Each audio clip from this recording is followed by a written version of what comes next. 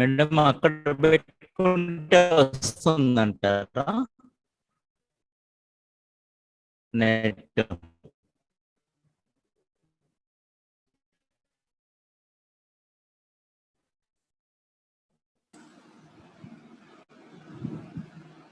Good afternoon, sir.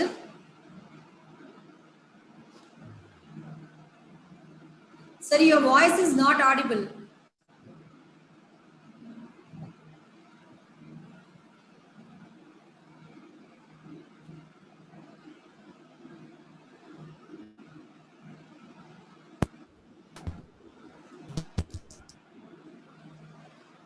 Is my voice audible?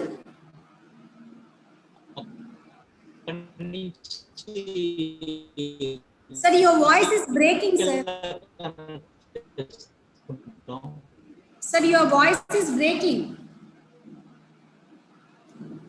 Laptop.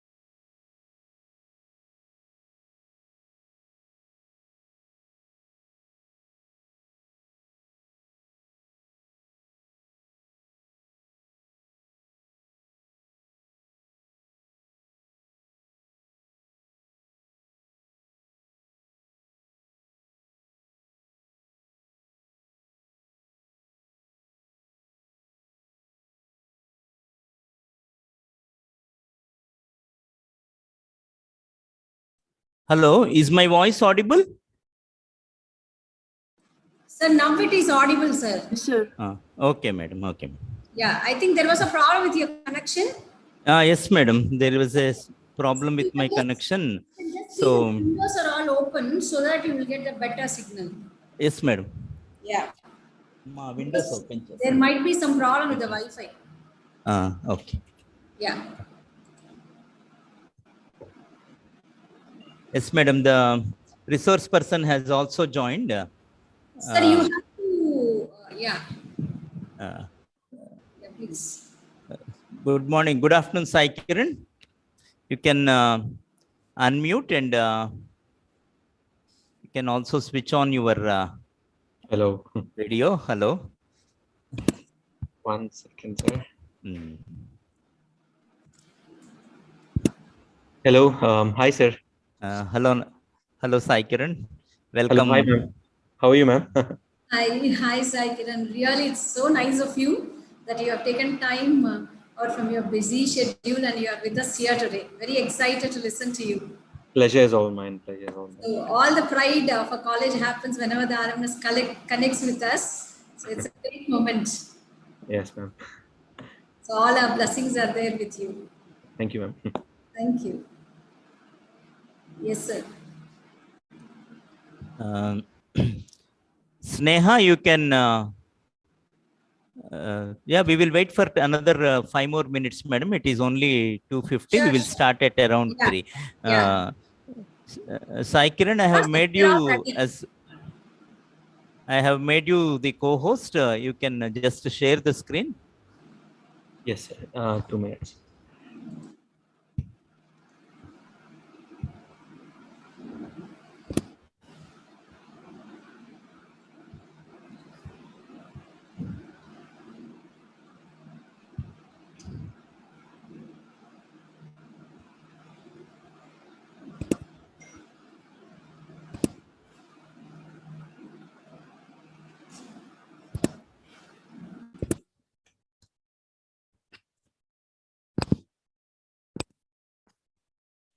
Do you want to share my screen now, sir? Yeah, we will just have the first slide, and we will. You can wait for another 5 more minutes. Yes, We sir. will start at around 3 o'clock. Yeah, your screen is visible now. Okay. Fine. Okay, good.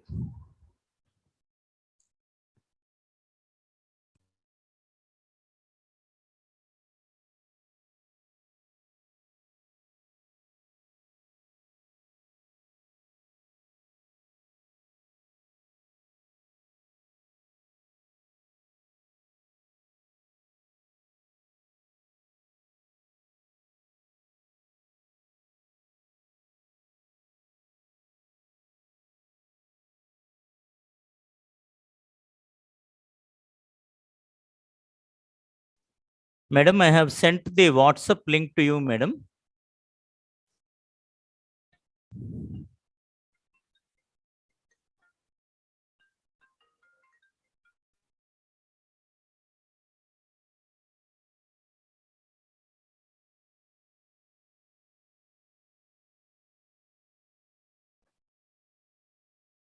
Shravana Durga, Divya, whoever is there in the Zoom, please post the WhatsApp link that has been posted in the um, groups. You can share that to your groups.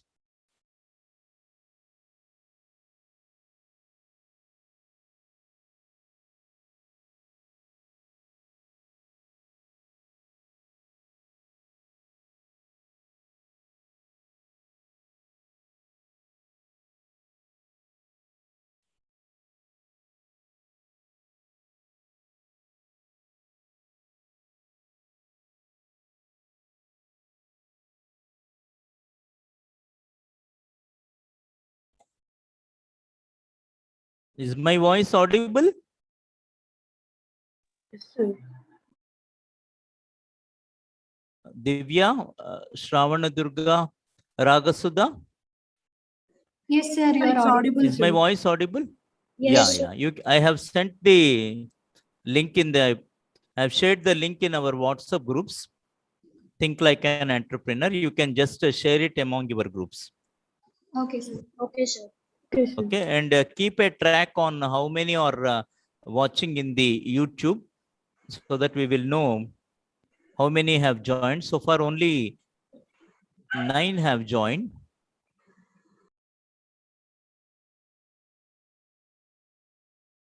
You can post the link in the groups, and you can also inform them, inform your classmates. You can post in your WhatsApp groups, your class groups, Moksha, Ragasudha, Shravana Durga, and all.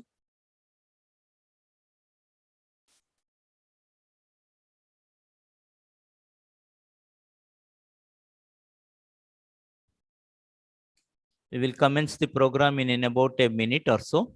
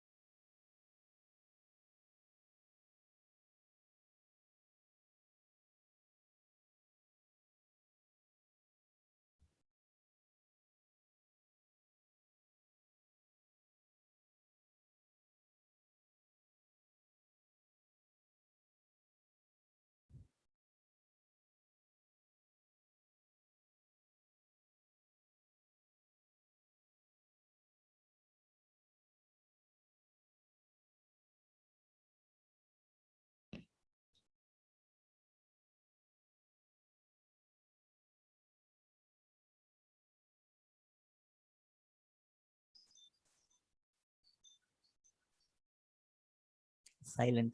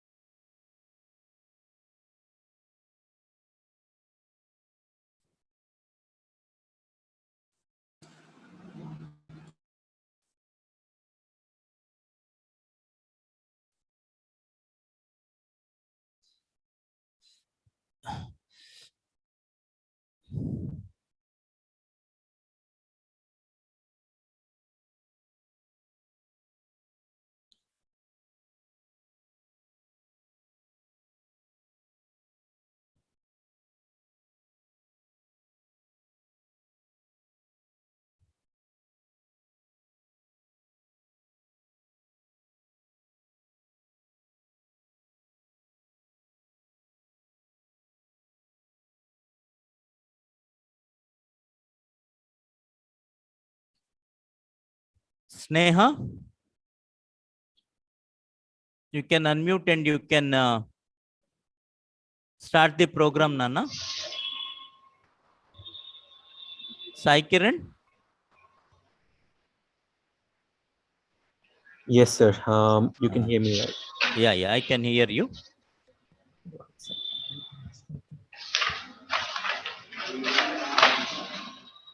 A very good afternoon to everyone. This is Neha from second year BCom, Sri Vidyaniketan Degree College, Tirupati. On behalf of Commerce Department, I welcome you all to the today's international webinar on Think Like an Entrepreneur. Now I request our Honorable Principal Ma'am, Dr. D. Ashalata Garu, to welcome the gathering. Thank you, Sneha. Good afternoon, everybody. It's really always a pleasure to be with the students, faculty, and the teaching and the student community across the country and the world, to join with them and then share the knowledge and all the experiences that we have on campus and off campus. So today, indeed, we take pride and privilege as well as pleasure to host our very beloved alumnus, Mr. Sai Kiran Singanmala, to be part of this program, the international webinar on Think Like an Entrepreneur. So it's really interesting because as a teacher or a person, completely devoted to a job, which is completely part of the employee management system or the student management system and all that, this is a dimension which makes each and every education and higher education campuses very dynamic. So every education campus, if they march towards this format of entrepreneurship, even the UGC says that the 5% of the students passing out should be entrepreneurs from the campus. And I, being the resource person for the EDI programs and the training programs for the past 12, 13 years in the country, working with the government of India or MHRD or EDI, engineering colleges, and all the colleges that have been there, it's really interesting to see that all of us one day have to think about becoming entrepreneurs, because I think that most of us, we fail at our jobs only because of one reason, that is we feel very insecure about it. So that's the thing, that's where all the problem starts. But I think we don't have such problems in Sri Vidyaniketan campus. We are very proud to be part of Sri Vidyaniketan group of education institutions and Sri Vidyaniketan Educational Trust. So on behalf of Sri Vidyaniketan Degree College, I welcome everybody for this international webinar on Think Like an Entrepreneur.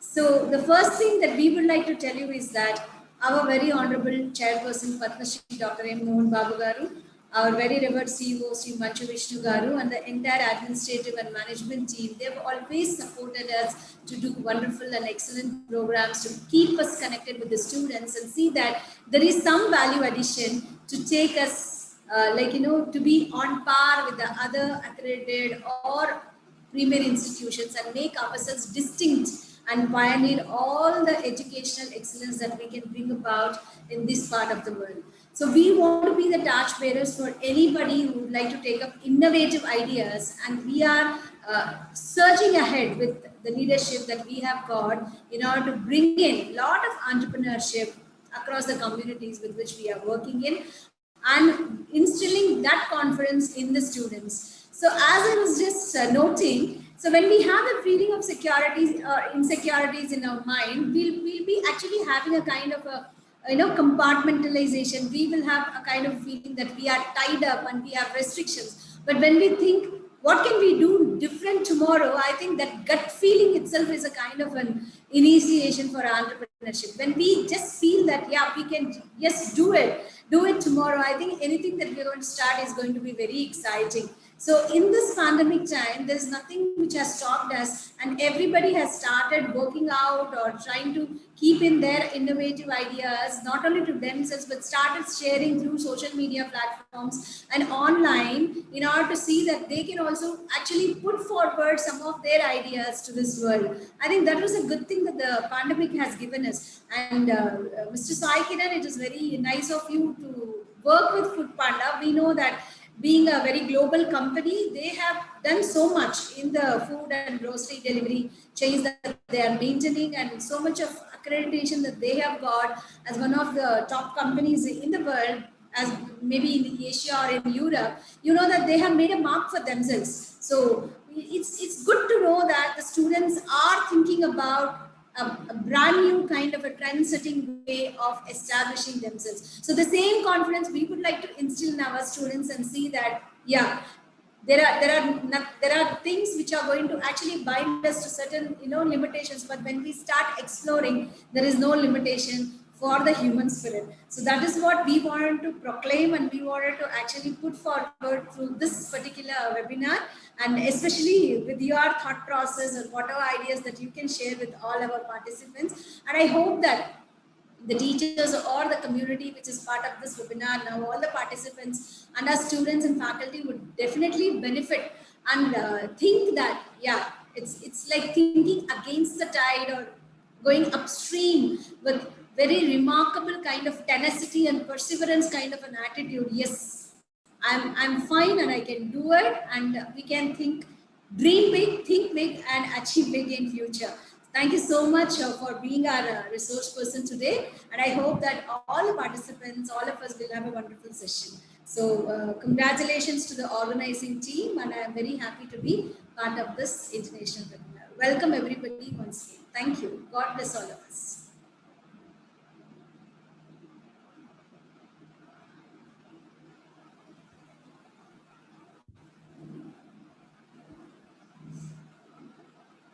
Sneha?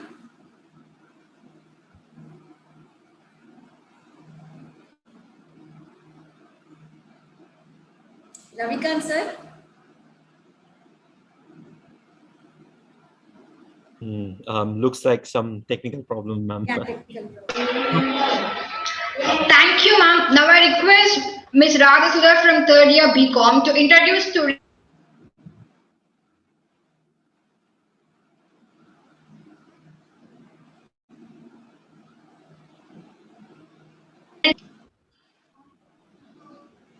Now I request Ms. Ragasudha from third year BCom to introduce our today's eminent resource person, Mr. Sai Kiran Singanamala. Over to you, Ms. Ragasudha. Hey there. Good afternoon. It's great to see you all, and I hope you all are safe and healthy. I'm Ragasudha Dugaraju, studying final year BCom at Sri Vidya Niketan Degree College, Tirupati. A warm welcome to you all for the international webinar on Think Like an Entrepreneur. Today, we have Mr. Sai Kiran Singanamala. He is an alumnus of Sri Vidya Niketan Degree College in the year 2006-2009 and graduated in BSc.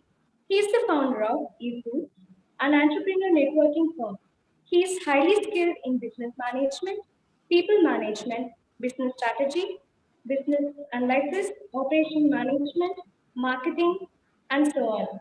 Later, in 2011, he pursued MSc from Satellite Business School, UK, and specialized in new venture creation and global business operations. Kiran Garu is also president and chairperson of Satellite Alumni Hyderabad. In 2010, he landed as a personal banking officer in BAC Solutions Hyderabad. In 2012, he worked as a customer relationship manager in First Data, Glasgow, UK. 2013 awarded him a position as a deputy manager, Momenta Private Limited, London. In 2014, he was assigned as the position of marketing and operational manager in Smart Noel India, and was responsible for establishing and implementing goals and objectives of the company. In November 2015, he led the digital marketing team in Mumbai, Goa. In the year 2015, Mr. Kiran Charu joined Swiggy as a senior area sales manager in Hyderabad and contributed to increasing the inventory by 10% and orders by 15. He was later posted as senior regional launch manager and expanded Swiggy in 22 cities. His hard work got promoted by senior manager in expansion at Hyderabad. Under Mr. Kiran Garu's leadership, Swiggy was able to expand in 400 cities in less than 8 months. In January 2020, he entered Food Panda Malaysia and contributed ahead of expansion and increased revenue to 15%. In late 2020, he was crowned as the head of territories and was responsible for crossing 1 billion ringgit MYR.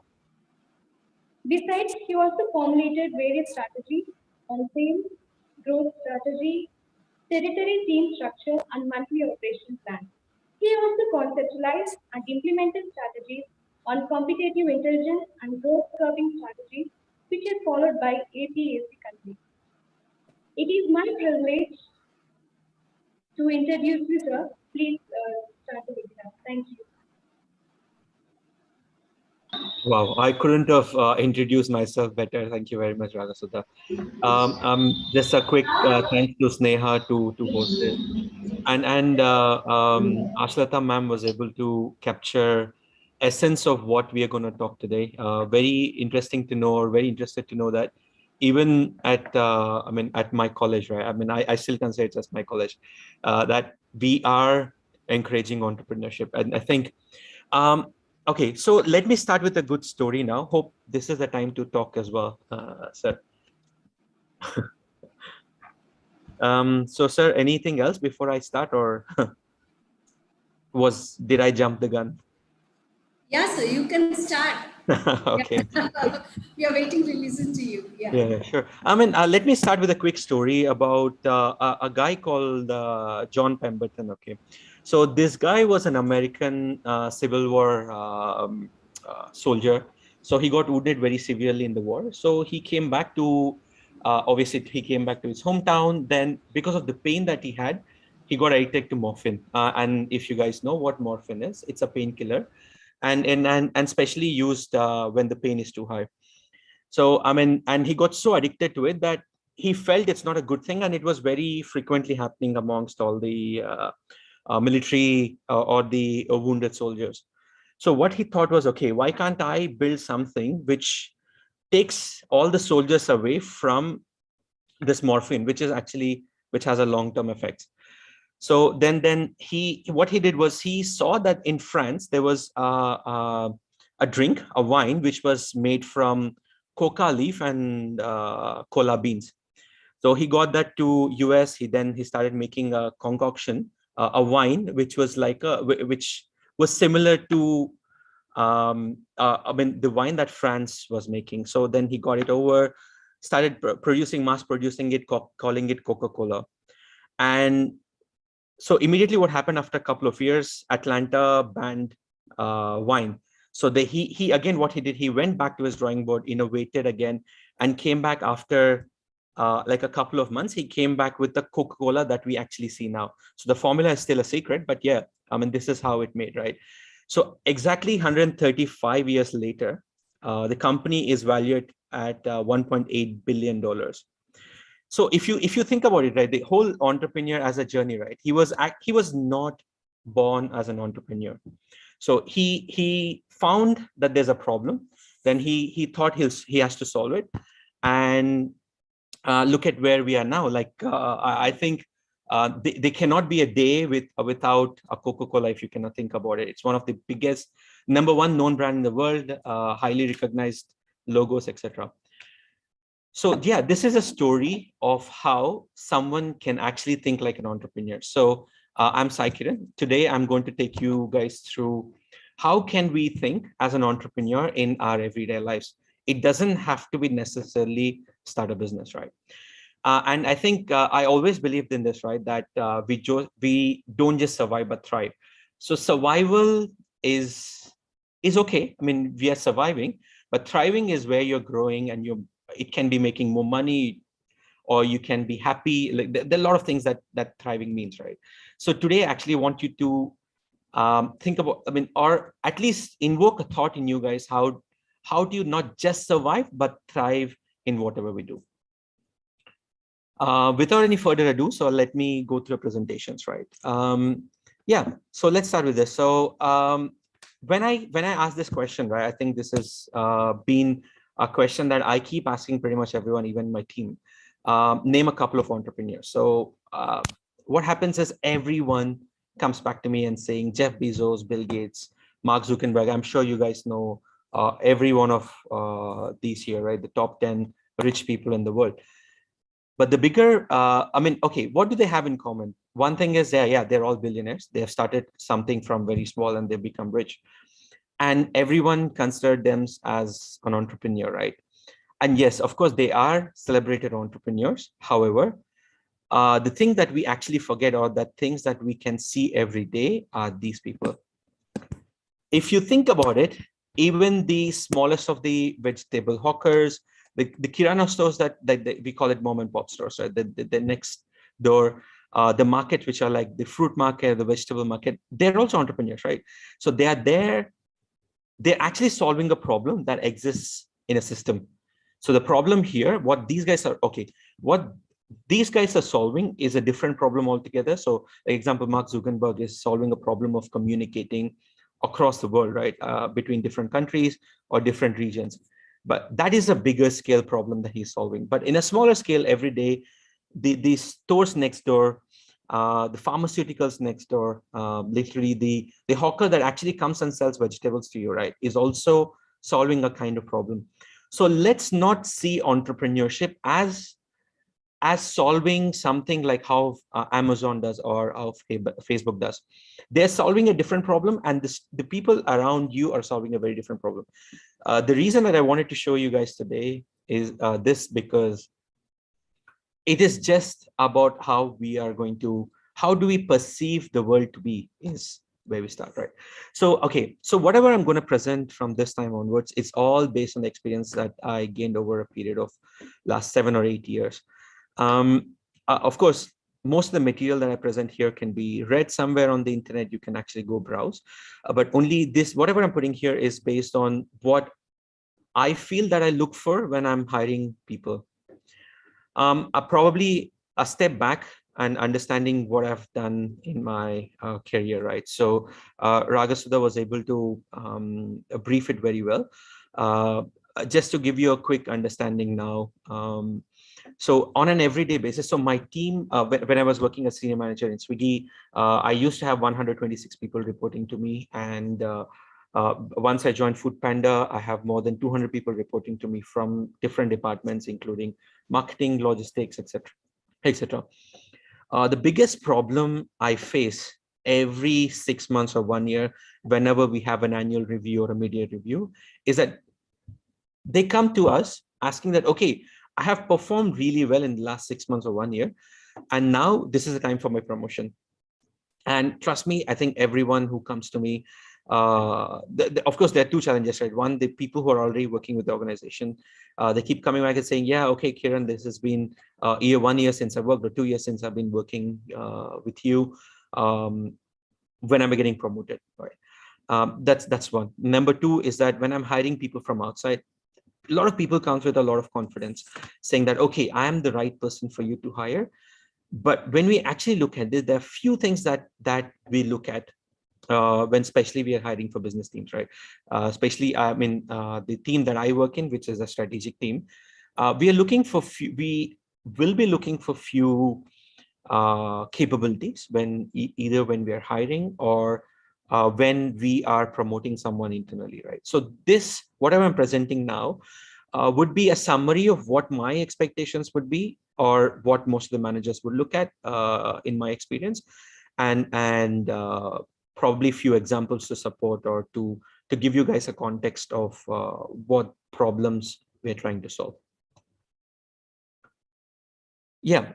So okay, the most basic question, right? What is an entrepreneur? Who is an entrepreneur, right? This is a common question I hear, and I think the most common assumption that is out there is that an entrepreneur is a person who sets up a business with an aim to make a profit. Yes, that might be probably 15, 20 years ago, maybe 30 years ago, when everyone had a proper job description and all. But based on the new tradition or the new startups that are coming out, the sentiment on the ground is that the entrepreneur is actually an innovator, and he's a source of new ideas, goods, services, businesses, or procedures, right?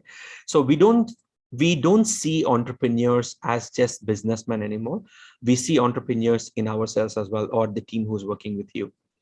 So basically, anyone who can actually see a possibility and find a solution for everyday problem that we have, which actually annoys people. Like one of the examples, right? Every day, just imagine this, right? In the morning, your mom wake you up and say, okay, why don't you go get a like 1 liter milk for me?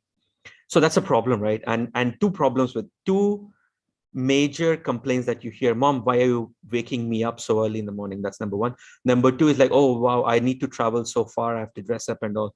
So that's a problem, that's an annoyance, right? And not many of us really work on it. But if you think about it, someone else like Food Panda or Swiggy, we thought that this problem has a solution, and we actually came up with a solution. So that's what an entrepreneur is. And if you go back, take a step back, right, and see how Swiggy has started. Swiggy was just delivering food. Now, I mean, if you think about it, now in most of the major cities, they deliver groceries, they deliver milk, whatever you want every day. So if again, as I was saying, right, everyone else would have seen this as a problem. However, entrepreneurs like Harsha, who actually started Swiggy, had thought, okay, why can't I see a business possibility in this, and let me get a solution. He never started this with an intention to make money. He just started that with an intention that, okay, I have to solve a problem wherein I can order food from like 5 kilometers away, where I don't have to go out. I just order and the food come to my place. That is what an entrepreneur is. Okay, I mean, just a quick numbers. I really love numbers, so I'm just putting it over here. Just to quickly see, there are around 582 million entrepreneurs around the world, small and big together. But unfortunately, as I was saying, right, even when I see it, and my mentor who taught me everything about what I need to, what I know about my strategy, always mentions that entrepreneur is everywhere. Like the one who sells you milk, the one who comes and delivers milk to you, the one who delivers newspaper to you, they're all considered as entrepreneurs, but their own scale, right? But unfortunately, when you see at a grander scheme of definition, we are still going with the bigger companies who have limited liability partnership or limited companies set up as a business. So even after that, we see around 582 million entrepreneurs, right? And I keep getting this question as well, right? What is the correct age to get into entrepreneurship? And this is specifically, I'm talking about, I mean, starting up businesses, right? I mean, Ashalta ma'am very rightly mentioned like 5% of the students that are coming out are setting up some business. Actually, that number, when you see at the entire India level, there 5% of the Indians actually establish own businesses. And if you actually know, if you go a little deeper, 11% of the entrepreneurs have actually, 11% of the entire India has some kind of business setup. And you know, what is the right age to start a business? This is a very, very common question I get, because like, you know, I keep hearing a couple of my friends saying that, oh, you know what, we are beginning like early 30s or late 20s. Let's start something now, because that will give us a good scope or something like that. But there is no, let me start with saying that there's no age to start any business. You can start any business at any point of your life. I mean, if you see this, this numbers as well, right? So around 4% of the people or the businesses were started when the founder and the co-founder were 18 to 29-year-old, and 14% 30 to 39, 40 to 49, 25. And a very interesting 10, which no one actually look at it, is that most of the people after 50 to, I mean, between 50 to 59, like 35% of the people actually start business when they cross 50. And if you see, it continues, right? 60 to 69 is 14, some 18%. Another 4% of the people above 70.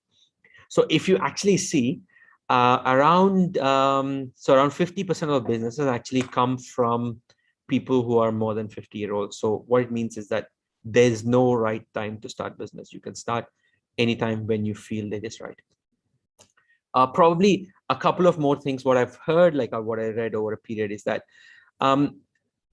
though like we actually hear a lot of businesses starting from the early ages, like when we are young. So yes, the scale is also moving towards younger people starting business. But yeah, as I said, there's no age. And last time I was checking, I mean, I was not very confident about this number because there was no proper article that I could go through to get a number of women or the women in businesses.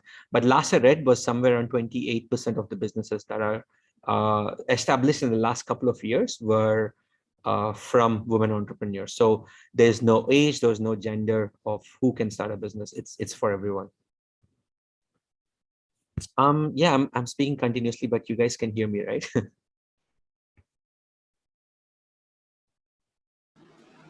Yes, Sai Kiran, we are all listening to you because Okay. most of them, they are on YouTube, so they cannot just reply you back, but they'll be giving us the chat. We are following it. So they Okay, are got very it. eagerly listening to you. Oh, got it. Hope I was like, ma'am, like my speed is okay, right? Or should I Yeah, కాదు absolutely meeting fine. దీనిలో ఉన్నాను నేను చెప్పేసాను Absolutely. Already Yeah, absolutely. 4:30 తర్వాత Okay, okay, so let me continue with the same speed, right? Okay, again, what are the traits that an entrepreneur should have, right? So trust me, when I was, obviously this is what I want to inculcate in my team as well. So everyone I hire, I want everyone to think like an entrepreneur, right? So there are, I mean, I did a lot of research on like what are the traits that we should look at when we hire someone or when we consider themselves an entrepreneur. When I went through, there were 30 plus traits that I found. But of course, they're, I mean, to be very frank, I can say they're like, I can put 100 traits saying that these are the things that an entrepreneur should have.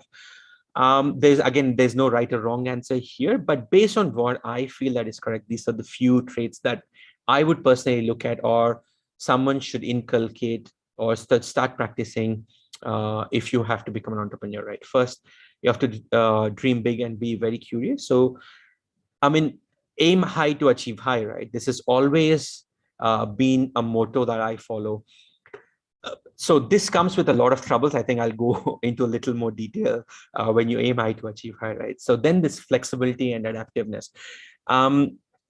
So the most important thing, right? I could say, I hear this very often, very unfortunate as well, is that once this happens with my friends as well, wherein like once they cross the 35, 36 age, around 40, I mean, not age as a factor, but like example, someone becomes a manager, they feel like, yeah, I've settled now. I know everything that I should know in my trade, right? But unfortunately, what I strongly believe, and I think all the entrepreneurs that I've heard about or read podcasts, read books about, they say that there's always something to learn, even if you think you know everything. So being flexible, right? Being flexibility comes with a thought or with a mindset that there's always something to learn, and being very adaptive. So if example, a 18-year-old kid or 19-year-old kid comes and says to you, oh, sir, you're doing this, but this is wrong. Can we do it in a better way? You should be able to listen to anyone that comes and give you suggestion and try to adapt to it. I think that is the most important thing here. And I think I'll go a little more into adaptability as a concept itself, because that is super important for any one of us who want to establish a business or have to think like an entrepreneur in your own work, right? And I think I should have put this first, like passion for the work, right? Anything that you do, you should have a complete passion. I personally, I think if you see my career, I started as a banker. And if you guys don't know, bankers in London are paid the highest. So when I was 22, which was like 21, 22, which was like 9 to 10 years ago, my salary was already 7.5 lakh Indian rupees. But I never had a passion for banks.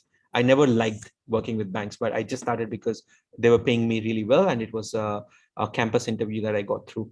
But then after 2 years, I realized this is not what I want to do. Stopped everything, started my whole career all over again. Started with a 25,000 salary in India, and went to wherever I am now is all because of where I started in 2014 with Smart Loyal. And I think it is all that passion that makes a lot of difference. So example, if you want to start a business, which only because you want to make money, I don't see them thriving. You will survive for sure, right?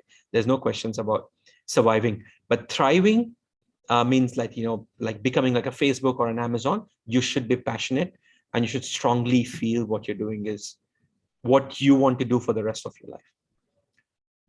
Willingness to take risk. I think, I mean, again, I'm going to say this more often because I shortlisted these 7 or 8 traits, right? But you should be, when you're getting into an entrepreneurship, even the most important thing is that you should be able to take risk. If you want to play safe, yes, you can. Again, you will survive, not thrive. That is very important. Ready to fail.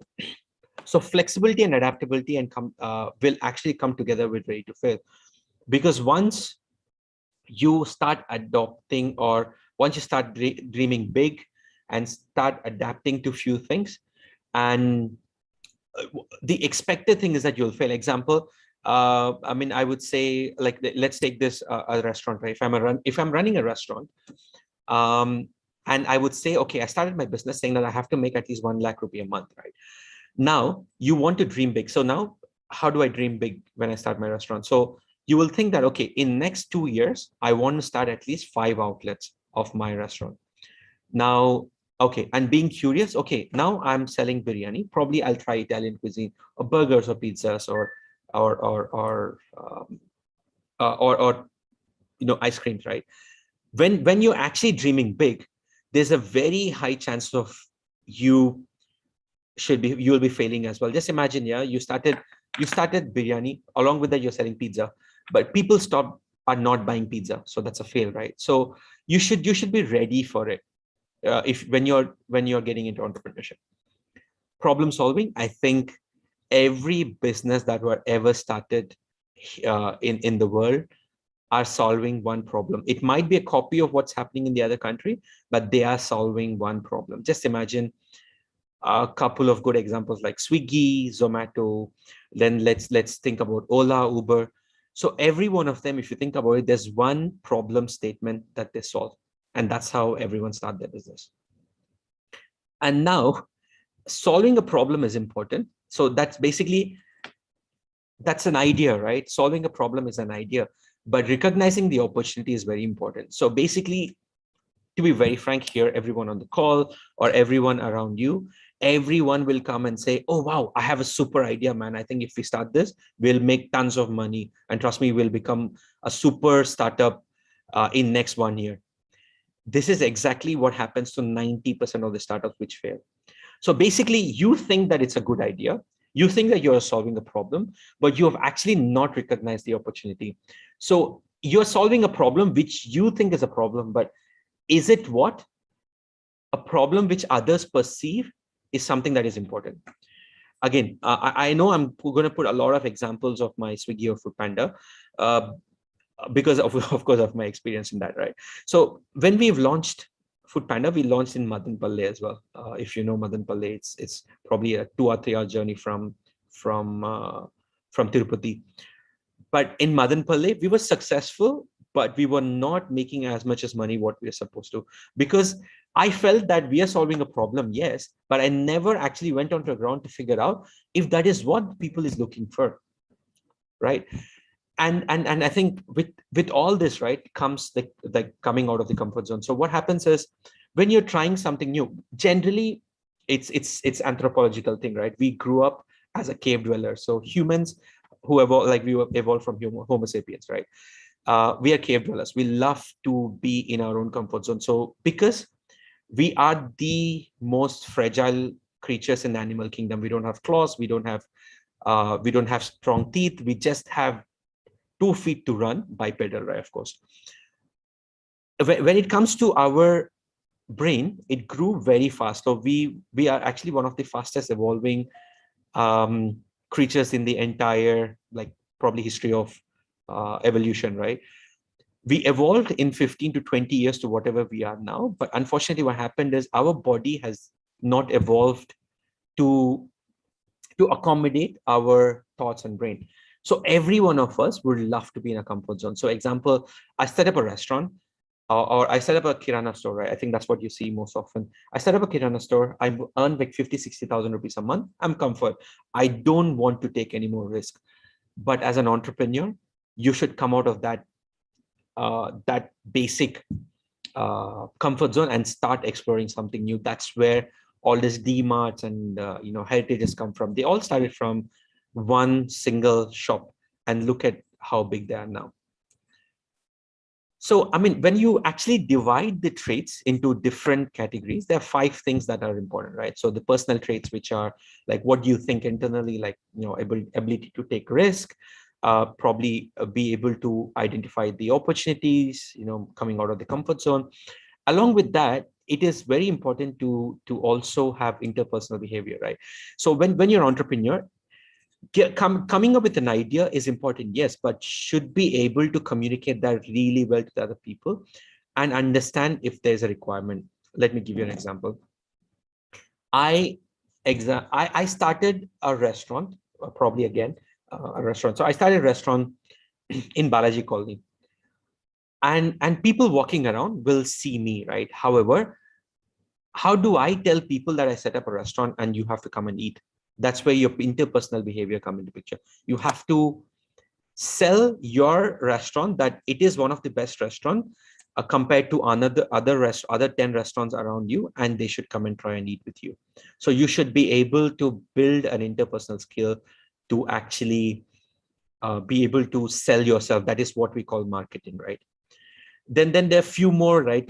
Achievement cluster, planning cluster, and power cluster. So we can go into details a little later about this, but you have to understand that whatever you're trying to build should be very quantitative. So you should be able to objectively calculate your success. That's number 1. Number 2 is that you should be able to plan really well in advance. You should be able to think, okay, if I start this, what will happen for next 1 year is what everyone should be able to plan in advance. And also, once you decide that plan is good and you have done your research, you have done your pilot, you should be able to push others also to work on it. So that's what it's also called leadership skill, right? So it should be a good combination of interpersonal traits, personal traits, and also the power and planning clusters. Okay. So I was just giving a minute for you guys to think, right? Out of this all, so many traits, right? I think I can talk about this topic for hours, but of course, we have only another 15 or 20 minutes left. So what I thought was, I will only take 2 or 3 aspects of it, which I feel are very important. Again, emphasis on I feel are very important. So, and I'll go a little more into details, right?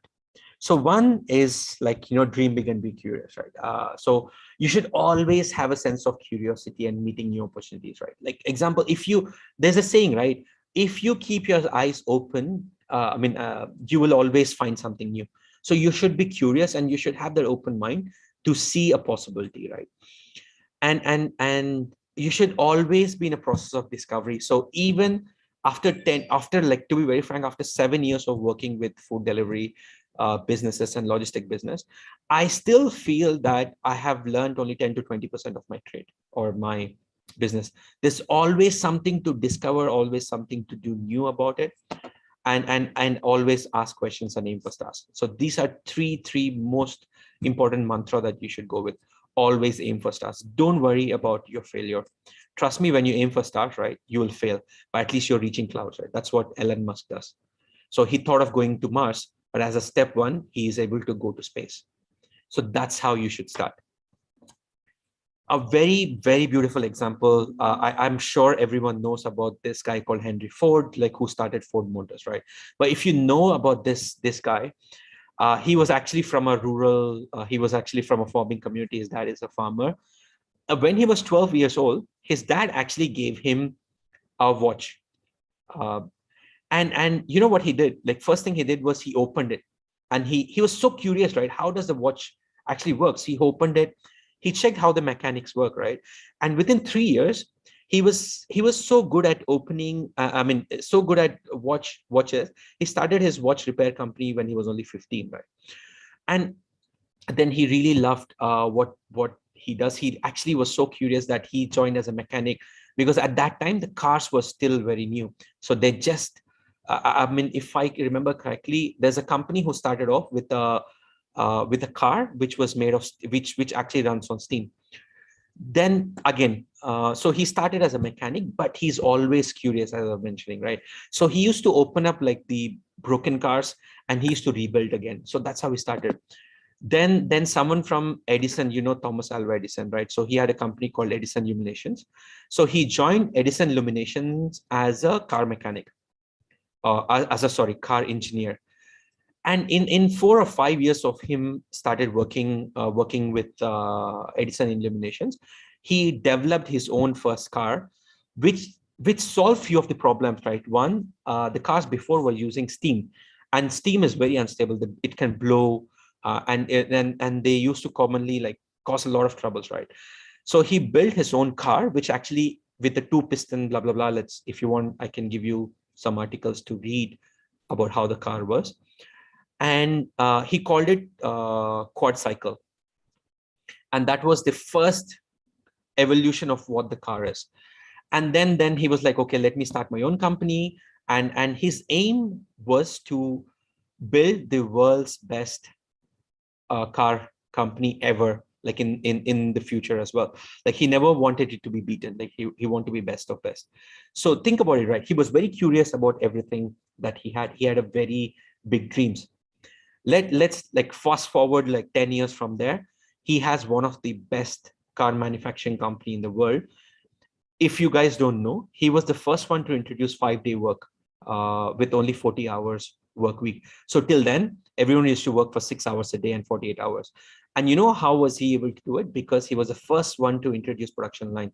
So before that, when they were manufacturing cars, so they used to build a car and everyone used, like 10 different people used to go and work on it at the same time. But he introduced a production line, which means that, okay, once someone will build the outer shell, okay, after that, it comes a little forward, someone will assemble the tires, it'll go forward, someone will assemble the engine. So everyone who is specialist in what they do one after the other. So that's called a production line, right? He was the first one to introduce in the world a production line. And even now, all the companies, along with the airline manufacturers, still follow it. And if you guys don't know, Henry Ford was also manufacturing flights during the World War I, but he eventually stopped because this is a big industry by itself, right? Okay, I would generally ask, like if you have any questions, but of course, like we'll take all the questions together.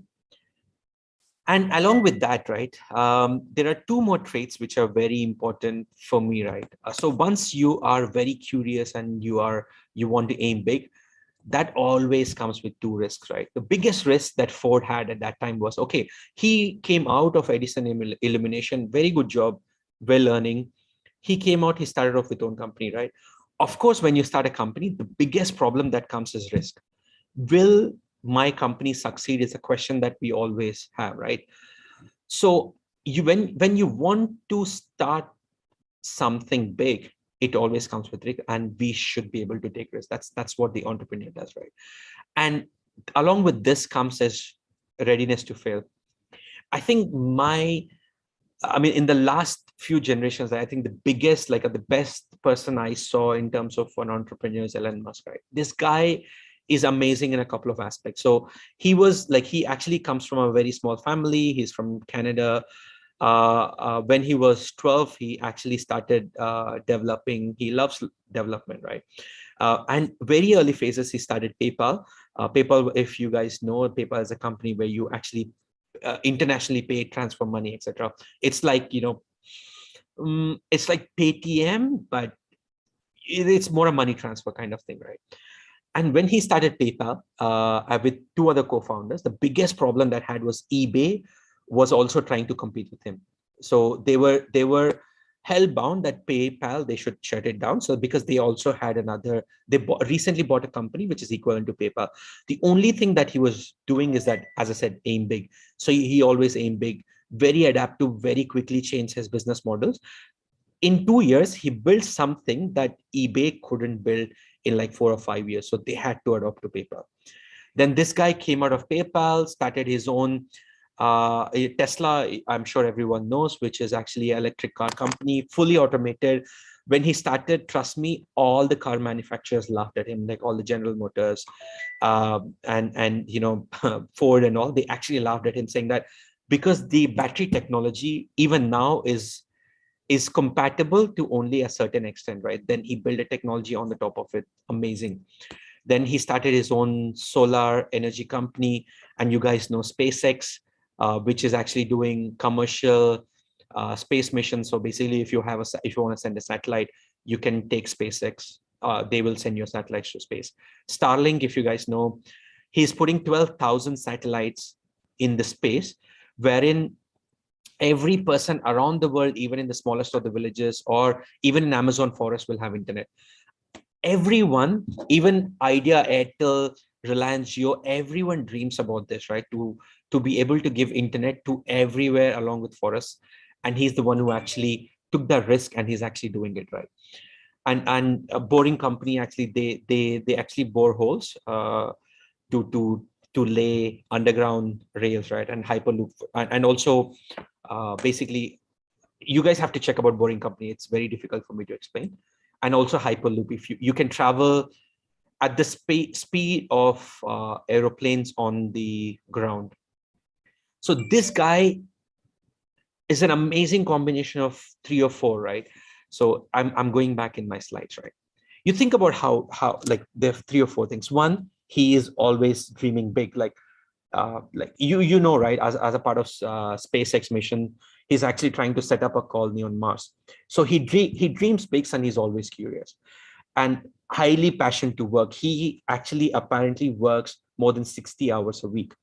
Of course, he's willing to take risks, because even after 60 or 70 years experience of NASA, then ISRO and all, he built a company which is like 4 or 5 years old, and still can do exactly same thing what ISRO or NASA could not successfully do even now with 70, 80 years experience, right? He's solving a problem for sure. Like one of the biggest problem is internet everywhere. He's ready to fail.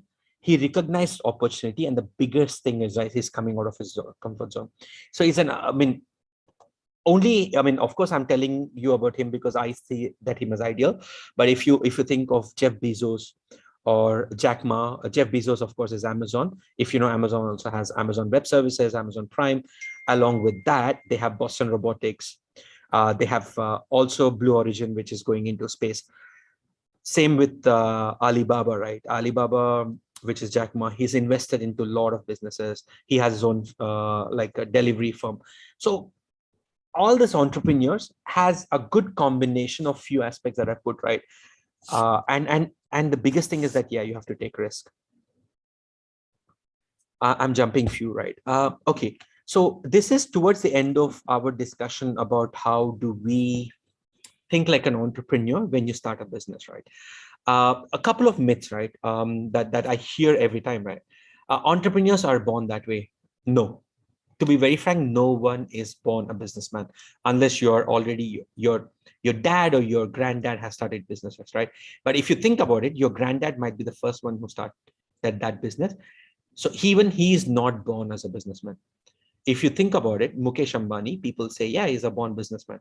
If you think about it, his dad was not a businessman before he started his first, like he's not born a businessman. Greatest example, right? Google, Larry Page, right? He was an introvert guy for a very long time. He doesn't even come on news for a very long time. But he's still an entrepreneur. Colonel Sanders, right? The one who started KFC. He started KFC when he was almost like 50-year-old. Again, he was not born an entrepreneur. He did multiple things along with, railroad worker, etc. So he started his first KFC when he was almost 50-year-old. Of course, he's not born an entrepreneur. Right? Second biggest myth, right? The only requirement is a great idea. Yes, you should have a great idea, but the idea, as I was mentioning, should be the ones which actually has a potential to disrupt the entire market. Even like you can have the bestest of the idea, but it's about the execution. Let me tell you a beautiful example, right? When I was working with Swiggy, my team was responsible to shut down Food Panda in India. I'm not so proud of it because at the end of the day, I'm working with Food Panda now in Malaysia, but we were responsible for them to shut down. Only reason why we're able to shut them down completely is because of the lack of execution. They sold it to Ola as well, but unfortunately they couldn't execute it really well. So idea is important. However, execution of the idea is more important than the idea itself. If you actually think about it, Ola, Oyo, Swiggy, and all are copy of ideas which already existed outside the world, in other countries. They just copied it and they executed it in a very beautiful format. And along with that, a few more traits are important, right? Leadership, planning, strategy, communication. All this together only will help that good idea to execute. So if someone says, wow, man, I have an amazing idea. I know if we start this, we will make tons of money in next 1 year. Please don't believe it. I think the most important part is that how do we execute? You should see how you want to do it in the next 1 year. Okay, and couple of problems that exist, right? Business will either flourish or fail, is what I always hear, right? Business only succeed or you have to shut down. There's no midway about it. But actually, running a business is a lot of patience and a lot of patience, a lot of strategies. Probably a lot of companies which have seen a very slow growth in the beginning have done amazing, like Amazon, right? So in the beginning, when Amazon started, they used to sell books, if you guys know. Then after that, during one of they started off multiple things after that, right? In one of the Christmas Eves, they said, okay, because they expected a huge inflow of orders, they ordered and they stocked like 1 crore toys. And they were able to sell only 50 lakhs. And they had to actually give away 50 lakhs for free because there's no space for them left. So the underlying statement is that, okay, you fail, that is okay. Fail fast and move on. Don't keep bothering yourself about it. And the last thing is that quitter is for losers, right? I mean, this is unfortunately what happened in my personal life as well. If you, when Ragasudha was telling about my experiences, one of the experience was with Smart Loyal. Actually, Smart Loyal is my own startup. And we ran it for 2 years almost. Unfortunately, we couldn't take it off. It's one of the failed examples, right? A lot of things happened that made that startup fail. But what happened is when we were shutting down, or when we planned to shut down, we had this, right? Oh shit, I'm a failure. But whatever I've learned from that is which actually took me to where I am now. So I think, yes, you will fail in what you do. That is okay. You will learn some lessons from it. Only thing example, if you started something, you fail on it, that is okay to fail. Only thing is that you should be learning something from it and walking away from it and coming up with a new idea and starting something new is very, very crucial. And that new idea can be as a business or in your work as well. So this is all about business, starting your business, right? But I think the biggest problem that we face, I think I started off with, is that, okay, entrepreneurs are businessmen, yes, okay, but how can we think like an entrepreneur at work? I think this is the biggest thing that we are looking in millennials.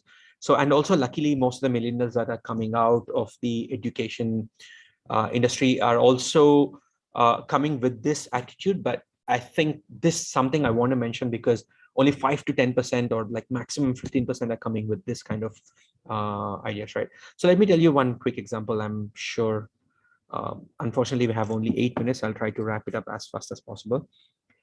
We actually see a lot of short films, right? That people working as a what do you say? People working as a software engineer. They say, oh, come on, man, like my manager keep bothering me. He keeps telling me that I have to make it better. I have to do it faster than what I could do. And this guy goes smokes around, like, drinks coffee all the time. He never works, right? So this is a common thing that you'll see in a lot of short films. And also you see this like your friends telling, or the ones who are working as your brothers, your cousins who are working, they're like, yeah, I mean, I go to office, I finish my work and come. This is what they do, right? If you are exactly if your aim is to be that, right, that's absolutely fine. But if you're actually aiming to become a manager or a CEO of a company, that attitude or that will not actually help you to go toward that level, right?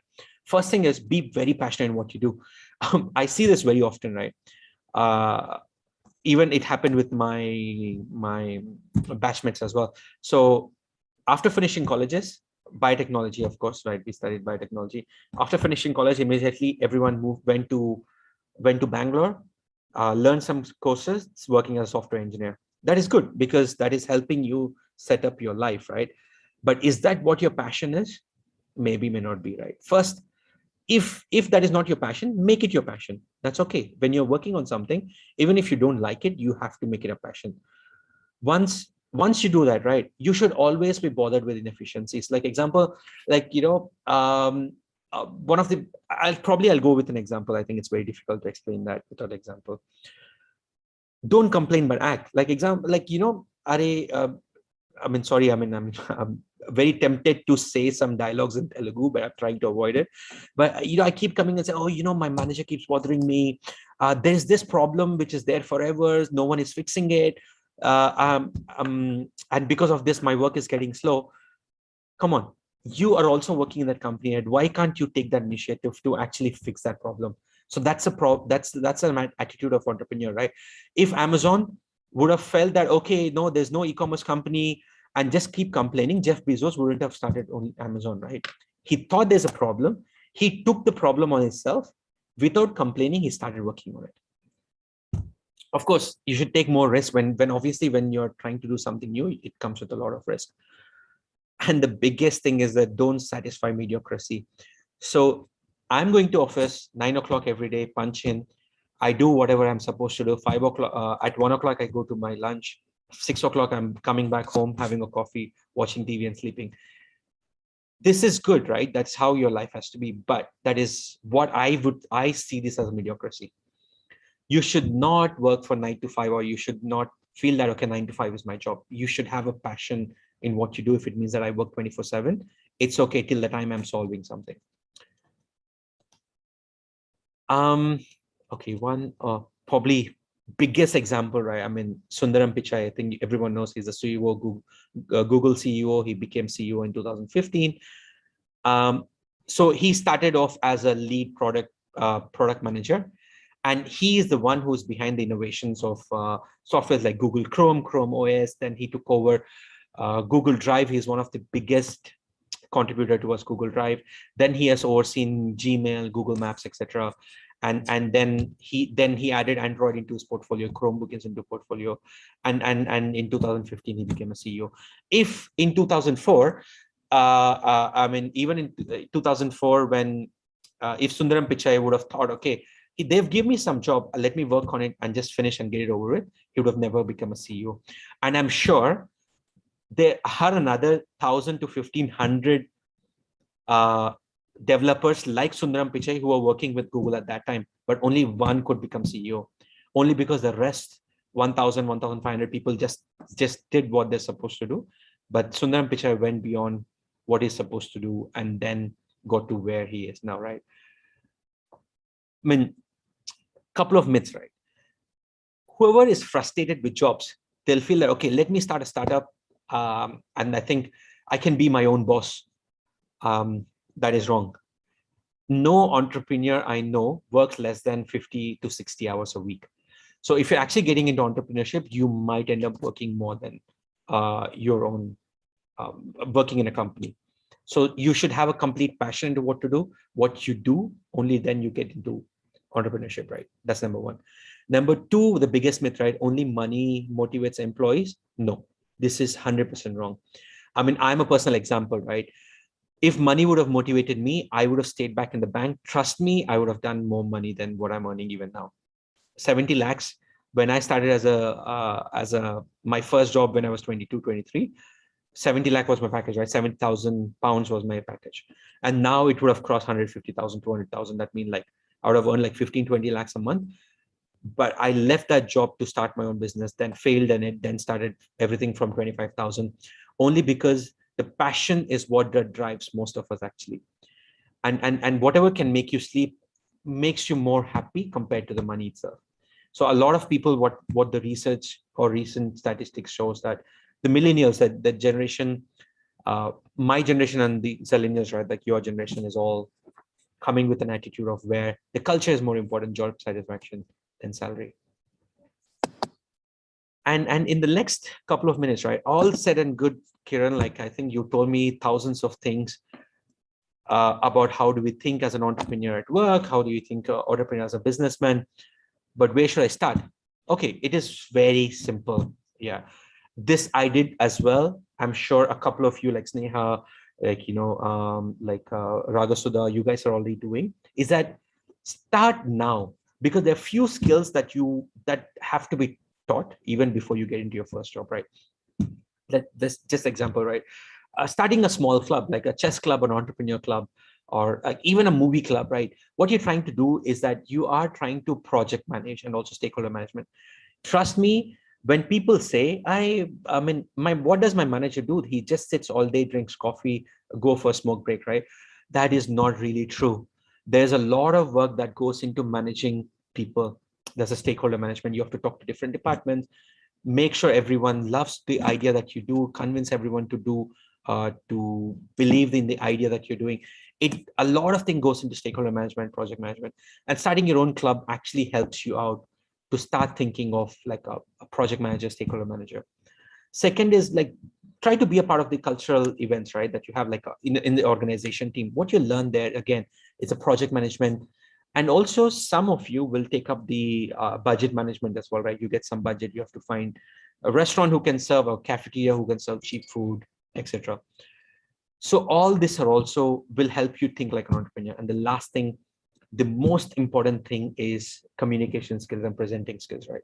You can start off with as small as going to seminars, giving debates. And I think in during my college time, at least, I mean, I had a small group like of 4 or 5 people, and also Sir knows this as well. We used to go to every seminar and debate that is there. Winning, losing was never a point. We used to go everywhere. Few win, few we lost. We won a lot. We lost a few, but yeah, we just used to go for everything. Yeah, this is all about entrepreneurship and how do you think like entrepreneur. Sir, do we have one more minute? I want to just give one quick example. You can take as much time as possible. There is okay. absolutely no time limit, Sai Kiran. You can just go on. We are very happy. Yeah. Please carry on. Please carry on. Sure. I think one of the, only because I know Ravikanth sir very well, I'm telling you this example, right? I don't think even sir would have realized it till the time I spoke to him a couple of days ago, right? Sir is also thinking like an entrepreneur. I'll give you an example why, right? So if you guys know, sorry, sir, if it's inappropriate, you should excuse me. So I know sir as sir has done PhD in zoology, right? When I was in second year, sir joined as a zoology professor. I think after my batch, in 1 or 2 years down, I think zoology, my department was completely deprecated. There's no biotechnology zoology, right? A lot of people generally at that time, I see it very common, is that when something is getting over, they'll say, oh my God, what should I do next? Like, where should I start applying? Where should I move to? Because there's not many colleges across in Tirupati who actually has zoology as a course, right? So now there are 3-4 things that sir has done, right? First, being passionate about his work, right? So started off with teaching is a passion. So he kept that passion. Second, took a risk of learning English. And that is like being curious, right? So took an interest, learned, he was very curious about learning a language and also doing a course. Then he did that. Then he thought for next 2 or 3 years, like, okay, how will my evolution be? Like, if example zoology stops, what's my next? Then, if you think about it, even after the zoology team was deprecated, Sir is still with the college, right? The reason being is that he was able to assess the risk, mitigate the risk, start planning, had a plan B in place. So this is a live example. I think this is what thinking like an entrepreneur is. You don't have to go out there, start a new business to think like an entrepreneur. In your day-to-day, just you should be able to imagine what the next 2-3 years should be. What is my plan for it? Plan it well. If you're failing, it's okay to fail, right? You fail, have a plan B, like and start all over again, right? That's what it's all about. Like, again, that's end of my entire thing, right? So Sir, again, coming back to Sir, right? Sir is just not surviving. Because of that, he's actually thriving, right? Otherwise, like, Sir would have been going around different colleges trying to figure out where to find the job next. Sorry, Sir, if that is You have very rightly said. Shaikran, we absolutely agree with you. So here I am with 2 double masters and double PhD as well. So we are ready for anything. Yeah, So, I'm unfortunately, ma'am, I don't know. I couldn't get time to get to know you well, so that's why I have to take Sir as an example. But yeah, I mean, no, that's what we agree with you completely, and we are ready for new jobs. you know the biggest And new kind of exploration that we can do. That's really good. So that was my spirit way back, like maybe 20 years back, when we were devising or thinking or drafting the national education policy, which has come right now after 20 years. Yeah. So my way of thought process, where I want to do double masters and double PhD, started way back in 2000. Yes, so I was able to achieve it after 20 years, but that's good. That's really good. So 2-3 things, right, ma'am? I think the biggest problem that we face, or what we see in my, I think I kept mentioning, right? People come to me after 1 year saying that, okay, I have worked for 1 year. Can I get promoted, right? So always what I tell my team, right? There's 2 things that we look at: performance and capability. So if you're performing well, it means that you are good at what you do. It doesn't mean that you're ready to take up the next role. So if you're ready to take up the next role, you should start working from the day one. So example, as simple as this sounds, right? I mean, example, my aim is that in next 1 year, I have to become a manager. So I have to start and talking to me. Like example, I will talk to my manager. So my next progression would be either head of APAC or a director, one of the board of directors, right? In my next career. So what I do always is that I keep talking to my director, who's my reporting manager, asking, okay, what is requirement for this, right? And start building it from the beginning, right? I mean, to be very frank, right? I mean, in my career also, when I started my startup, I failed miserably. I don't think there's 2 ways of putting it. My startup was a big failure. And then immediately I had a very bad attitude of saying that, okay, I know everything. Then I joined this company in Goa called MobiFit. So I was heading their digital marketing for 1 year, failed miserably even in that. So then that is a moment of realization for me that, it's not that there's nothing that there's never ending learning, right? And I think that's where my whole growth started. I started as a sales manager. In 4 years of my career with Swiggy, I took 4 promotions, and my salary went from what do you say, almost grew by 250%. And then when I joined Foodpanda, I took 1 promotion here. Again, my salary is like decent, right? So what happens is, I mean, salary always follows, right? I never till now, even I'll tell you, even now, I never work for my salary. I really am passionate in what I do.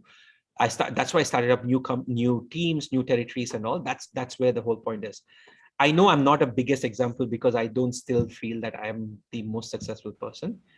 That's why I give you all Elon Musk and all. But yeah, I mean, some learnings from me as well. So each one of us, we set up examples, right? So that's what we talk about, the growth mindset. So we need not stop anywhere. Yeah, because when you were talking about the CEO, I rightly agreed with that, because that's a kind of a feeling when you become, kind of a leader who would like to transform the lives of the people, as you are doing with the new territories or with your team.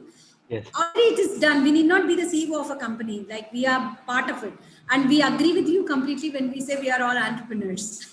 Yeah, part of the, and any employee who is working with any team, they're all part of the entrepreneurship, right? One person has started it, and we are all part of it. But when we start having that feeling, the insecurities never come. We start upgrading ourselves to the situation. So I think that's what the spirit that we wanted to share with all the students, and this knowledge sharing experience is exactly for that. And we are very happy that Sai Kiran was able to actually motivate the children very rightly today to take up excellent entrepreneurship abilities that they have to go forward and explore this world. Probably, ma'am. I think one thing I would probably tell the team as well, right here, everyone here, right, listening on Zoom and also on YouTube. If someone feels that, okay, I have an amazing idea, I think this is a game changer, they can just probably set up a quick time with me, have a chat, right? I this is the least I could do from the college who taught me whatever I am now, right? They can just come talk to me briefly. If I feel that, I mean, probably I'll give my honest opinion generally. Until now, luckily, except one or two cases, most of the I go consulting as well. So companies calls me over for business growth consulting and all. And then luckily, I mean, whatever I've been doing worked really well so far. So they can come and chat with me. I can probably give them a quick suggestion what to do.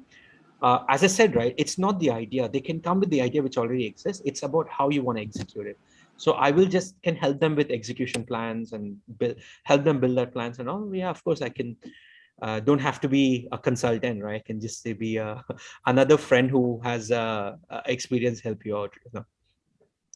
Cycle, and I'm very happy with the positivity that you have set in, because when you took example of Dr. Ravikanth sir, so I think that's really great, because you are talking the best positive side of a faculty who was able to change, dramatically the situation which was there in front of him, which might be very confusing also. But Yeah. like when children like you actually assert this, right? I think it's a wonderful, compliment that we take as a compliment. Sir, I think it has set your spirits very high. So all thanks to Sai Kiran. It will take some time for me to get that news synced, madam. Yeah. When I was telling, sir was not accepting that. I think this is the right platform, like you think where all the students support you, sir. So that's Yeah, sure. Yes, madam. that was really good. Yeah. So, like, you can take it to cycle. That's it.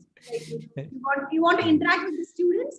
The children who are there in the Yes. Zoom, like, I think you can interact with sir. Like, you want to ask few questions. Ragasudha, Sneha, I think you're all there. Yes, madam. They have already prepared the questions, and Sneha, you can unmute and talk, Nana. Can you give me just 1 minute? I'll just grab a glass of water.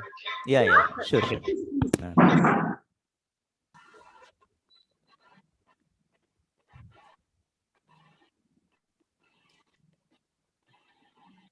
Sir, you can ask all the students to interact, and those who are there on the YouTube also, we can take the questions from them. Yes, madam. Go ahead. Thank you so much, sir, for sharing your valuable knowledge and giving us the valuable information about entrepreneur. And I feel that it is very helpful to all the people who had attended the webinar. Now I request Ms. Ragasudha to start the question and answer session. Over to you, Ms. Ragasudha. Thank you, Sneha. Yeah.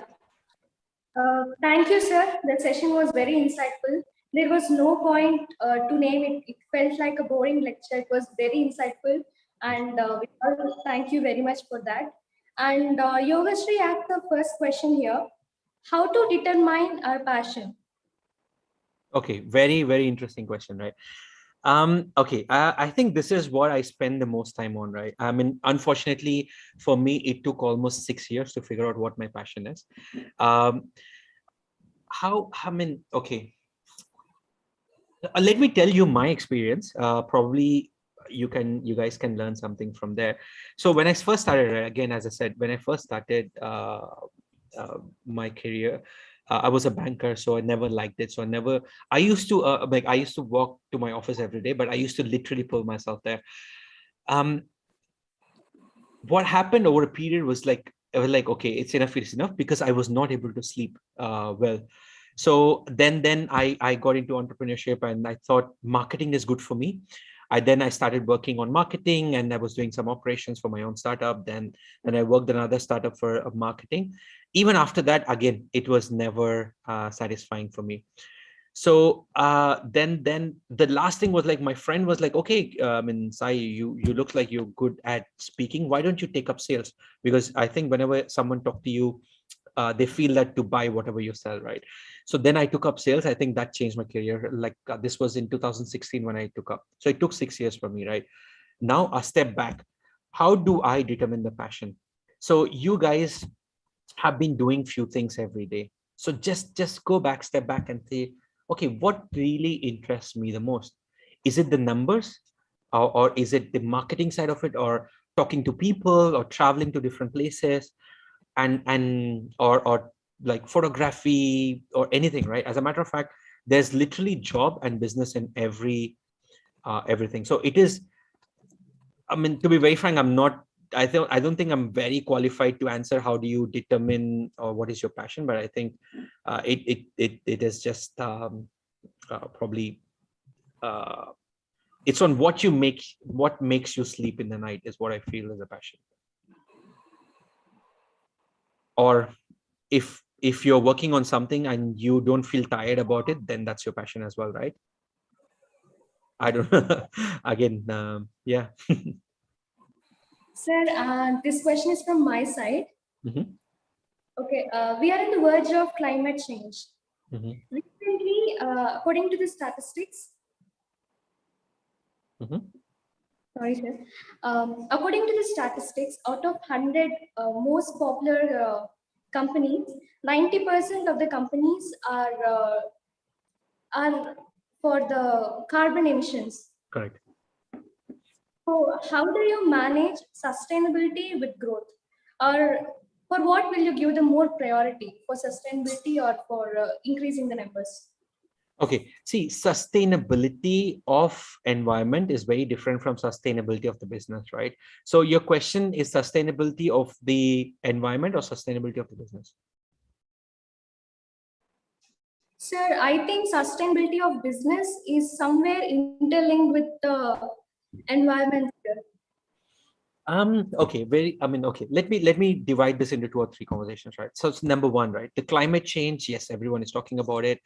I think quite a few are working on this as well. See, so that is one bit, right? I think second, sustainability and growth are the two aspects of business. I think it's a very major problem that I face in everyday life, right? So because I mean, okay, my experience again, like I handle P&L as well. P&L is the profit and loss of the company. So the biggest challenge that always comes is that how do I make my company sustainable along with earning money and make some profits as well, right? If I have to choose sustainability or profitability, I would say both. And how do I do it is from the beginning or from the day one, realizing how your business can be in the next 1 year, 2 years, 10 years, right? And start planning all your probably it is more technical, but yeah, or probably planning all your profits and losses from the day one, like how much revenue are you generating and how much you have to spend for it, right? And in the beginning, in the 5 or 10 years of your startup is a very interesting industry, right? A lot of companies get like funding, and quite a few don't get as well. So now it completely depends on what side you're aiming towards. If you want to start a business which is self-sustaining from the day one, then growth can be stumped, right? And not always that growth always comes with the expense of marketing. It comes with the expense of new people, right? So in the beginning, you have to, when you're building a plan, you should have your clear agenda. Is it sustainability or growth? In the current environment, growth is very important. Like to grow to a certain level before which you can go to IPO, raise more funds, and bigger scale, more money at that time, right? So sustainability in terms of, if you ask me sustainability or growth, it should be a good combination of both. Otherwise, you cannot survive as a business. If you choose only sustainability, you'll be making small money, so you will be that small forever. if you'll just look at growth, you'll not be making enough money. Your investors would not be happy about it. And you know, it's a double dip, right? So you should be a good combination of both. In terms of sustainability of environment, right? So there are every company or every business contribute in a different way towards the climate. And unfortunately, I'm not very expert in that to tell you go more into details of the environmental sustainability. But what I could say in terms of what companies started doing, I think as an example, Swiggy started using, I think just recently, right, 2 days ago, they tied up with Reliance electric bikes to have more electrical vehicles outside. Food Panda, now we started off saying that by 2030, most of our packaging material from restaurants should be biodegradable or reusable, right? So every company has their own agenda. Like if you know, Apple has a 2030, like all their phones should be 100% environmental friendly. So every company has their own way of doing it. See, the point is that why I don't want to comment more on the environmental is because if you think about it, electricity generation also comes with carbon emissions. So if I say, okay, are electric bikes really environmental friendly? Yes, if you compare between fossil fuels and electrical, yeah, it is, of course, it's better. But do you know how much electricity actually come from hydroelectric or wind? But it's still, most electricity still comes from thermal, which is from burning fossil fuels, right? Either coal or diesel or petrol. So again, that's why, right, I'm not qualified to comment on it. But if you ask, like, I don't, it's all perspective, right? It's better of both evils. That's what I would say. Thank you, sir. And Sri Hari Rao asked, do entrepreneurs invest or discover? Invent or discover? Okay, it's a good combination of both, actually.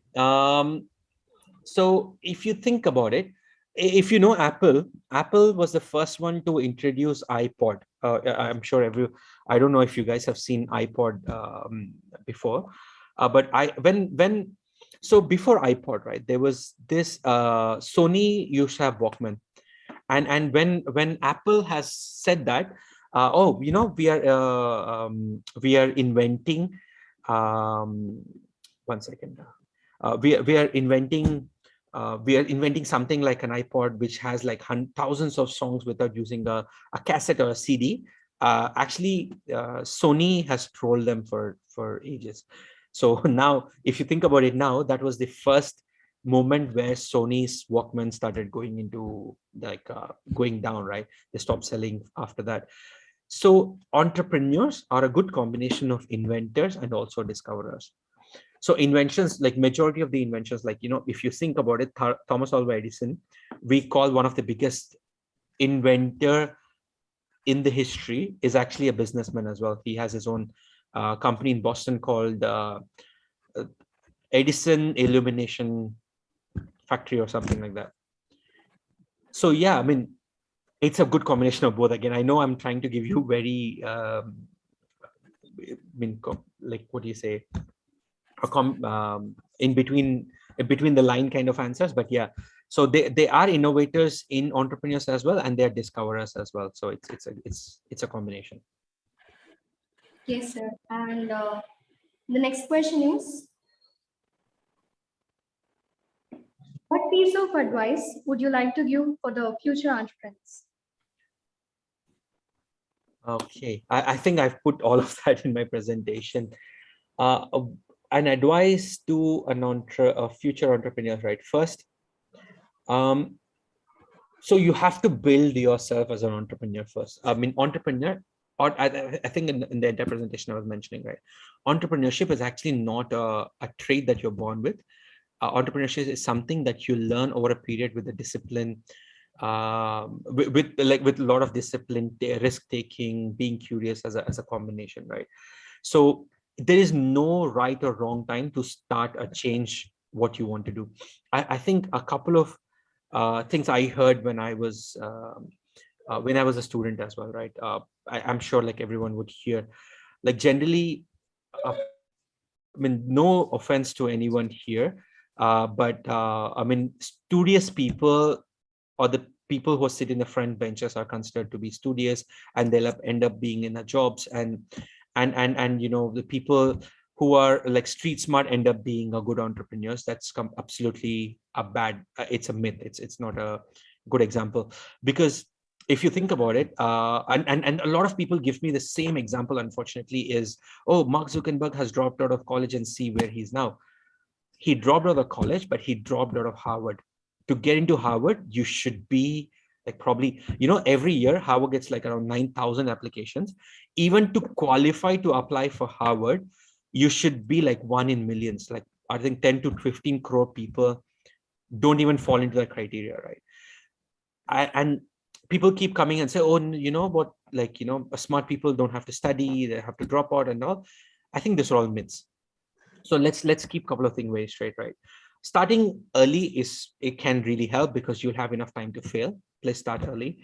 Then start building the traits right from the beginning. Keep learning from whatever you fail. You should fail. I mean, if you don't fail that day, it means that you're doing something wrong. You should fail, but fail fast, adopt, start something new again.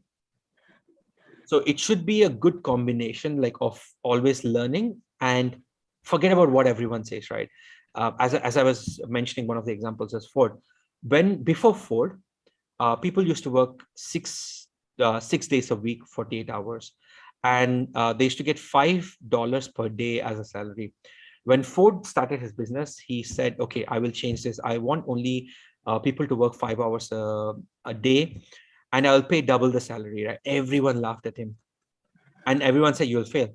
He never, and that's what they used to read in business books before, saying that, okay, you know, you have to make them work for so many hours, do such thing, right? He challenged the status quo, and look where Ford is now. So yeah, I mean, your education tells you something, but it doesn't stop you from challenging yourself, right? Keep challenging yourself, ready to fail, keep learning, and never stop learning. I think I'll tell this like 1,000 times, never stop learning. I think if you even ask you know, Ashlata ma'am or Ravikanth sir, if you're finished learning, they would say no. Yeah. That's Uh, yes. Yeah. Any more questions, Sneha, Ragasudha? yes, sir. Yeah. Sir, a small question from my side. Sir, Please is go it really, yeah, is it really needed to do some courses or some type of graduations on entrepreneur to become an entrepreneur? See, again, so having a formal degree is important because it'll help you. It's always it's a backup, right?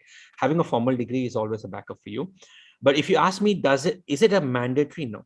I think I can name like at least 4 or 5 entrepreneurs who doesn't have any formal education who was able to do it, right?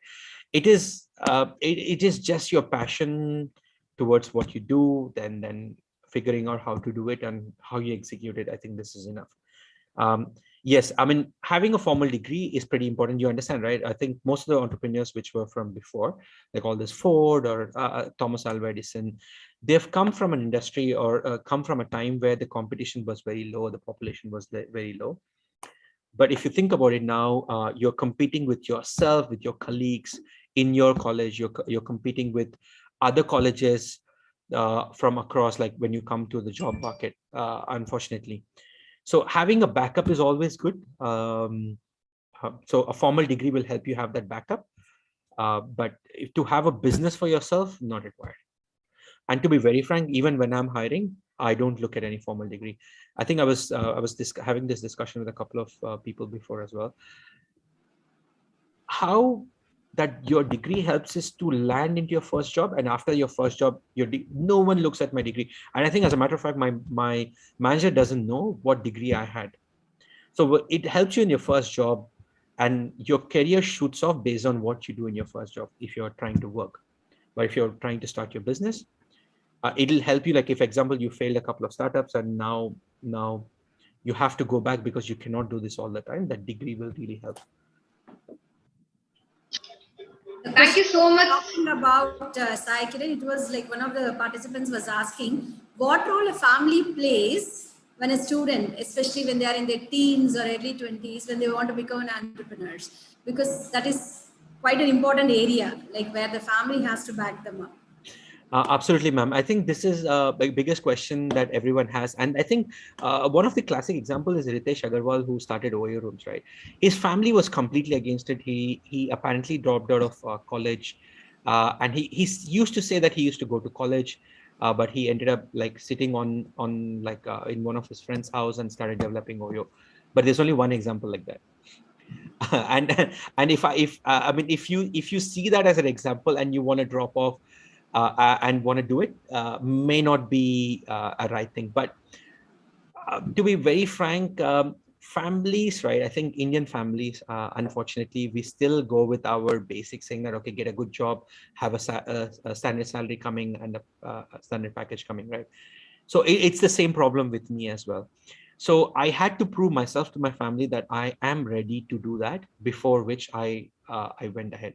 So now it's two ways, right? I rebel completely like OYO Rooms and start building something, or I actually follow a family, probably take a little longer to settle down, or start my own business, but you can do it, right? Um, or the third thing is I convince them that, 1 or 2 years I will try this out. If it fails, I'll do whatever you want me to do.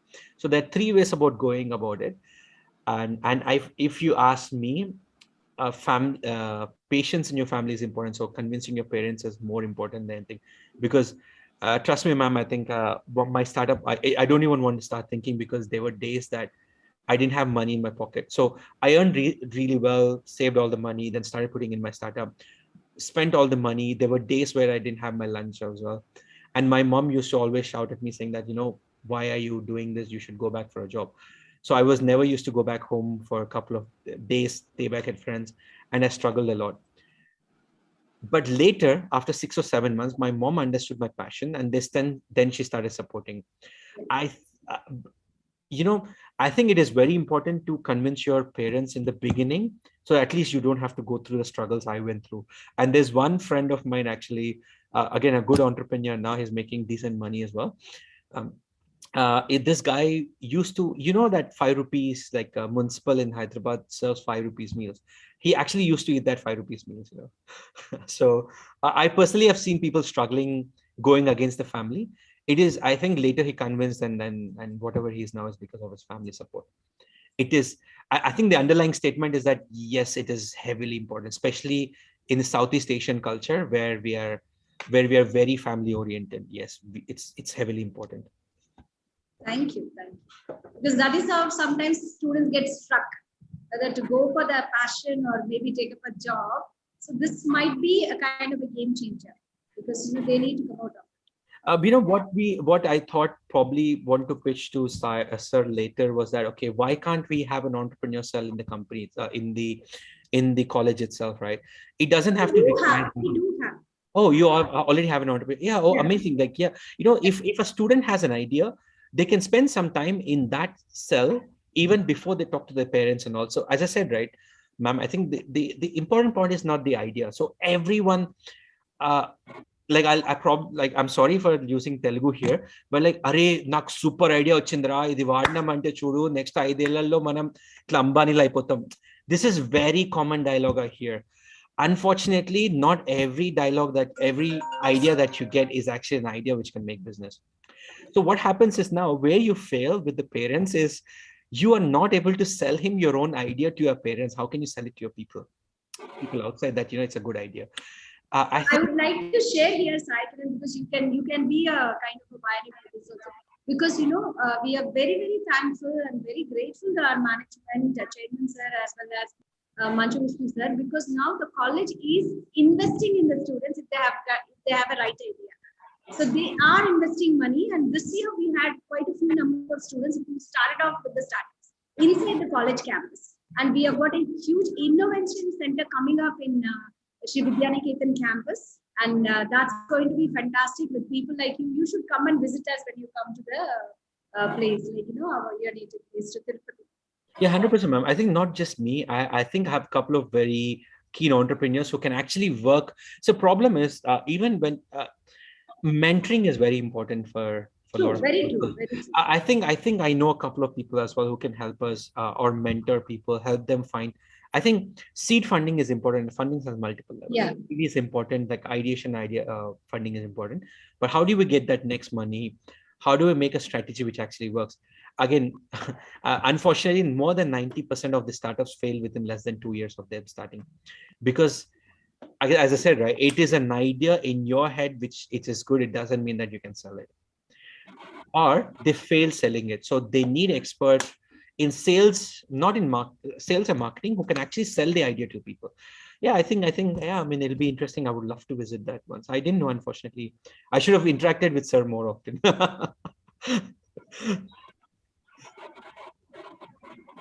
It's a prospective future for the students now. They can become entrepreneurs on campus. So that's a opportunity that we have right now in Vidyaniketan.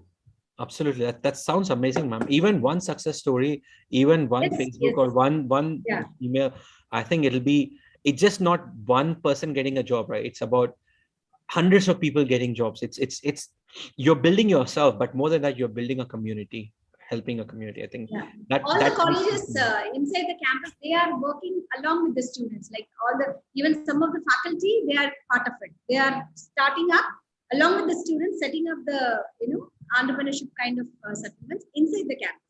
So I think in a few years we're going to do a wonderful job. Like we have a lot of interesting avenues coming up for the students. So definitely we are going to be with all of you, take inputs and mentoring from all of you. Absolutely, ma'am. It sounds really amazing, actually. I mean, yeah, I'm not saying I'm surprised, but I'm very happy that my college is doing all this. I want to see a Gmail or a Facebook or Amazon coming out of my college. It's very true. Sure. Any more questions, sir? Yeah. Yes. Ragasudha, are there any more questions? Yes, sir.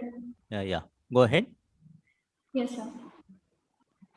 Sir, for like an young entrepreneurs, how do they build their even that is very important for an entrepreneurs or for any startup.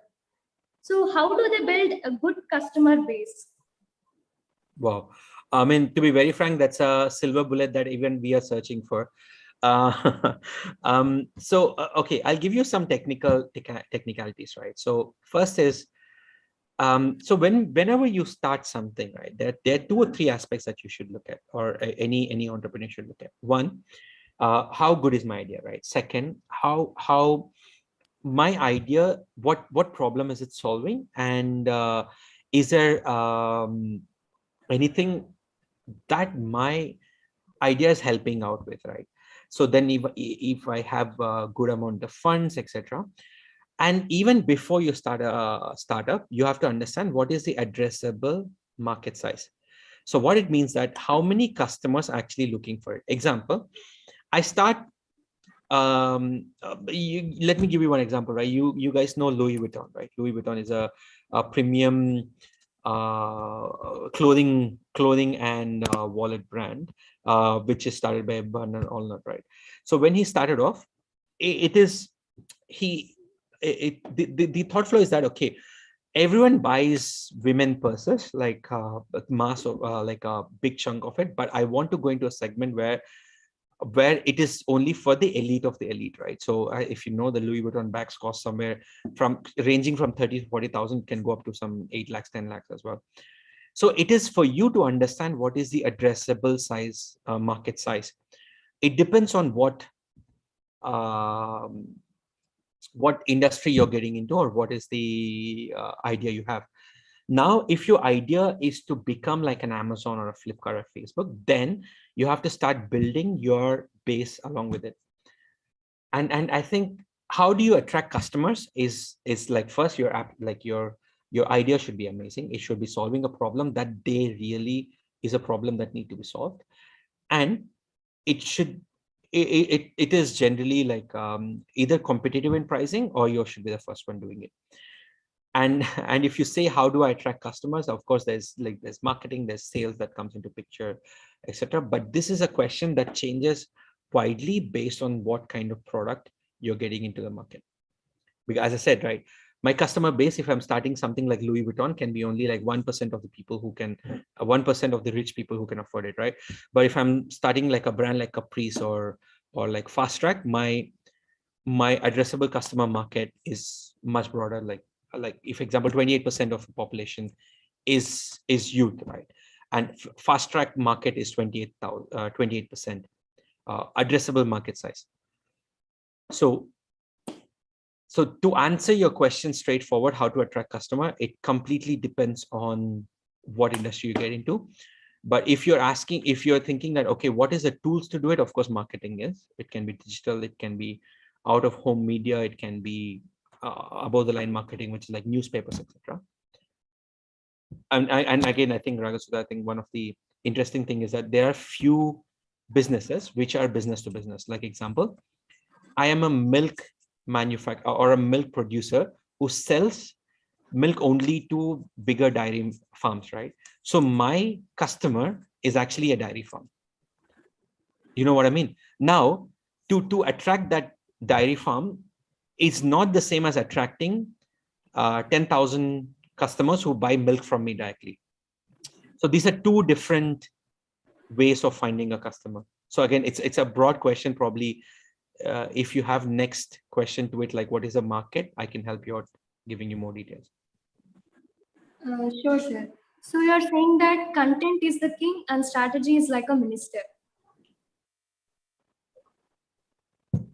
Sorry, content is the theme and Strategy for the business developing is like the minister. Okay, actually, not really. As I said, right, it depends again on what you're trying to do, right? I think when you start anything, right, I think supply and demand is what you have to look at rather than what content I'm putting. Content. So, okay, in anything that you do, there's an input and an output, right? Input can be hundreds of things. Output is at the end of the day, what am I looking for? Let me take an example again, right? If you just example is probably a kirana store next to your house, right? What is an output for them? Output is selling products. But what is input is that having the right product there. So now if you ask me content, how will the content really help this kirana store? He's a business as well, right? At the end of the day, he's an entrepreneur, he's a business. How will content help him? It will not, right? But the strategy will help him. So there's, again, if you think about the other way, now I'm an Instagram or a Likey or a TikTok. For me, content is the business. So I have to spend more time on content generation rather than the strategy itself of what content I should put out or who is putting the content out. So it completely depends on what industry you're looking at. Yes, sir, I agree totally. The last question is, in this busy world, everyone are running to achieve something higher things in life. Sometimes stress comes and interest to that. You being a great responsibility, how do you handle the stress? Oh, a very good question. I think I meant to be, I think pretty much every day I get this question, right? So, okay. So there are a few things that I do for myself. Number one, I plan my day really well. So if there are 10 things that I have to do, I write all the things down and I prioritize what is like two or three things that you have to learn to become a good manager or a good leader. One is delegation. Second is prioritization and time management. And actually, it is irritating me a little because we are 8 minutes beyond, because for me, time is very important, right? I think. Okay, first thing, right? I put everything down what I have to do today. I prioritize. If you actually see, not everything that get onto your plate is very important for you, or it can be, some can be done today, some can be done tomorrow, or some can be ignored completely as well. You should be able to identify what is important and prioritize what should be addressed first. Okay, so once you plan your prioritization, then once you know what you have to do every day, it is very simple and easy after that. There are a few things that you can delegate, right? So very important thing as a leader is that you should be able to build your team to become like you so that you can actually take up a bigger position as well. So start delegating few of the tasks to them. Number 2. Number 3, and the most important thing I tell my team, once you prioritize, once you finish all your timelines, you finish on your timelines, every day after a certain point, you should shut your laptop down and say, okay, this is what I'm going to do. After this, I'm not going to do anything. See, for me, I have passion about a couple of things. I'm really passionate about movies. I watch like tons of movies, and I at least watch one movie every day. And I think people are surprised when I do that. Second, I like American football, so I love to watch American football. Very different from an Indian who watch crickets, right? So I spend some time working out as well, at least like 15-20 minutes. Either go for a walk or do some workout at home.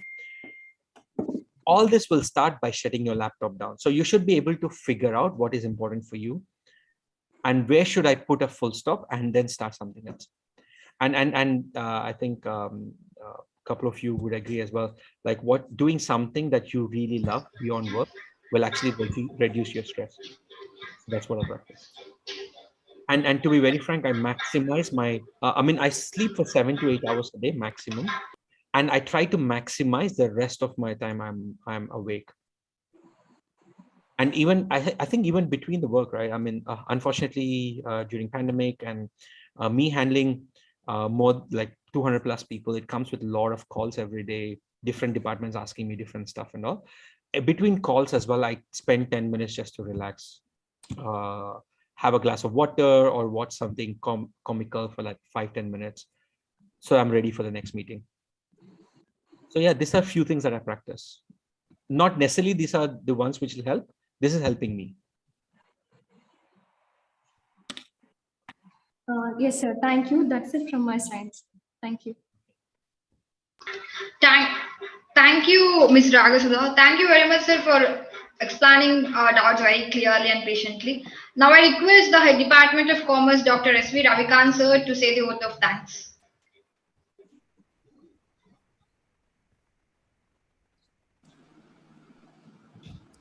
Thank you, Sneha. On behalf of the organizing committee, I bless and thank Mr. Sai Kiran. It is always a joy for a teacher to see a student highly successful in his career.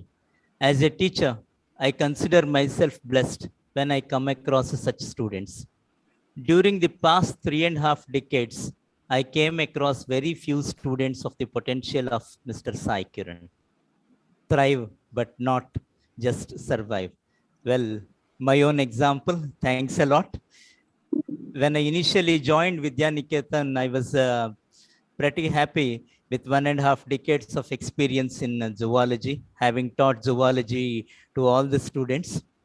Within a short span of a time, it was a nosedive, and I knew that I would lose my ground in Vidya Niketan. So I was compelled to go for a second postgraduate degree because I never wanted to lose ground in Vidya Niketan. Our principal madam just said he changed dramatically.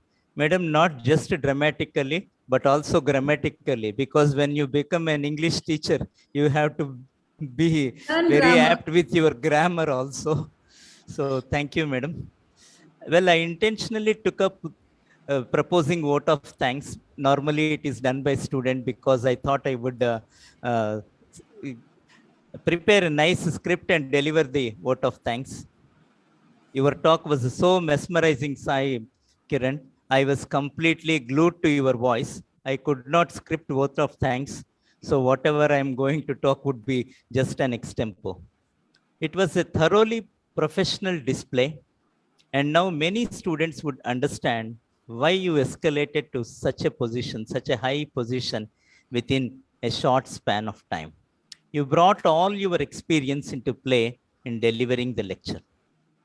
Despite your breathtaking busy schedule, you have taken complete 2 days leave to thoroughly prepare for this webinar, which was obviously not required for a person of your potential. You discussed the topic you chose excellently well today. Dear students, this is how you define commitment. This is how you define passion. I am sure students, faculty, and participants have received a free consultation from an expert. Dr. Muralidhar Panchagnala, a healthcare and marketing consultant and a well-wisher of Sri Vidyaniketan, showered a lot of accolades on you. In his words, articulation is fantastic and small anecdotes in between, which is an important trait of an effective presenter. Good to see this 32 young 32-year young person delivering a highly matured deliberation. But it is up to the horses to be thirstier to drink water. You have taken them to a pond by name Sai Kiran. A very crucial and critical point that he raised is one needs to be mentally preconditioned to accept a failure to become a successful entrepreneur. These are the words of Dr. Muralidhar. He's an honorary doctorate. He's from Hyderabad. He's a marketing and healthcare consultant and a well-wisher of our organization. I am sure all the participants have taken note of all the points that you have discussed and gained sufficient knowledge. I would like to thank the alumni of Sri Vidyaniketan for joining from India and abroad. My sincere thanks to our beloved and dynamic principal, Sai Kiran, whether it is a biotechnology webinar, whether it is related to commerce, madam is a mobile encyclopedia. You just appreciated her knowledge in entrepreneurship. Tomorrow, when we organize a biotechnology webinar, people from biotechnology background think that she is from biotechnology. So such is her knowledge. Keeps always updating her knowledge, sharing her knowledge as well. That's And always good, creates only learning and sharing. learning and sharing. Yeah, So- today I'm student of Sai Kiran. Sai Kiran, yeah, we are all, madam. I would like to express my heartfelt thanks to all the participants without whom this event would not have been unfolded. Ms. Sneha was given an opportunity to anchor today's program. It was decided in the last minute due to some technical snag. Other students could not do this anchoring part. She did extremely well. Thank you, Sneha. And similarly, Ms. Ragasudha, as appreciated by our resource person, gave an excellent introduction of the resource person. I had goosebumps when I was listening to that. So I had a fantastic time with Sai Kiran when he was there in UG. I was fortunate enough to teach zoology for him for a couple of years. He's looking as handsome as he was when he was in Vidyaniketan, and a person who has a lot of passion, who has a lot of success, and who is extremely humble and down to earth will always look as handsome as Mr. Sai Kiran is. I thank our management for supporting us in all possible ways to make this event possible. I would like to thank our media team of Sri Vidyaniketan Educational Trust for designing brochures and e-certificates and uploading it in the social media. One of our colleagues who usually uploads in social media, his daughter is not feeling well. Yesterday, he was in ICU. She had to undergo some operation. And in spite of that, he uploaded our brochure in the social media. A special thanks to Mr. Ravikrishna Mitta. And we pray that his daughter recovers very soon. And I thank one and all for this opportunity. And once again, God bless you, Sai Kiran. I'm not satisfied. I want at least 100 more webinars from you. Such was the impact of your today's webinar. We have thoroughly enjoyed. I am pretty sure most of us will not forget today's evening. Thank you and God bless you, Nana. Yeah, I think one closing note, sir, from my end. I'm really fortunate that I'm here. I think whatever, I mean, I wouldn't be, I think people will be surprised when I say I've studied in a government Telugu medium college school, at least till intermediate. I think whatever happened, magic happened in Vidyaniketan, and that changed my career. That's why I always have a deeper appreciation for what we have done. I mean, sir, you know that the number of seminars I went, how many I failed, and we used to discuss about that as well. Whatever I am now here is all because of whatever the education teaches us, right? I The think adrenaline was always pumping in your veins. You always wanted there to go and perform. And the attitude and passion you had, that is today's success, because you went there to participate. Now we have a lot more opportunities for students than when you were a student here.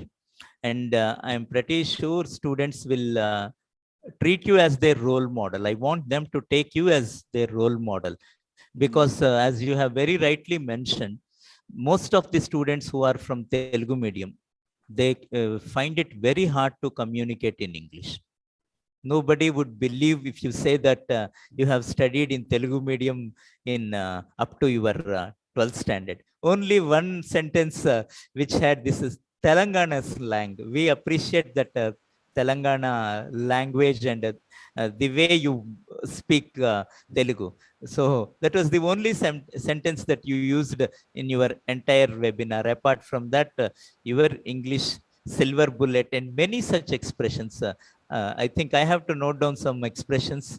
Watch again your video in YouTube and note down those expressions and talk in the class. It was So just a correction. So only till 10th class. I mean, I think intermediate was in English. up to 10th. Yeah, up to 10th. Yeah, but I think, sir, one thing I'll say is like I'm really glad I'm here. I'm in presence of a lot of smart people, and trust me, I feel that the students who are here, a lot of people are smarter than me. Actually, it's always that, right? I think it's only that I got that opportunity to show what I could do. It's only that a lot of people are waiting for that first opportunity. More than happy if I could inspire at least one today. I think I'm more than I feel that it's I'm more than successful. Yeah, you have inspired many people, many, including me. Why not jot down all the things that you need to note down and prioritize what to be done, and shut down the laptop and enjoy your passion. I think, sir, one thing I learned from Because both you and ma'am is the more you learn, the more humble you become. Okay, I think I have to learn more now. yeah. Humility comes And with learning, right? That's what learning. Yes, exactly. Yes, sir. Okay, thanks a lot, Sai Kiran. Madam, shall we end this session, madam? So I think like we can end the session. So Mr. Sai Kiran, thank you so much for joining us today. So all our blessings are always there with all our students, and special blessings and thanks to you. And I hope the session will have a huge motivation and an inspiration, stand as an inspiration for the students to take up on.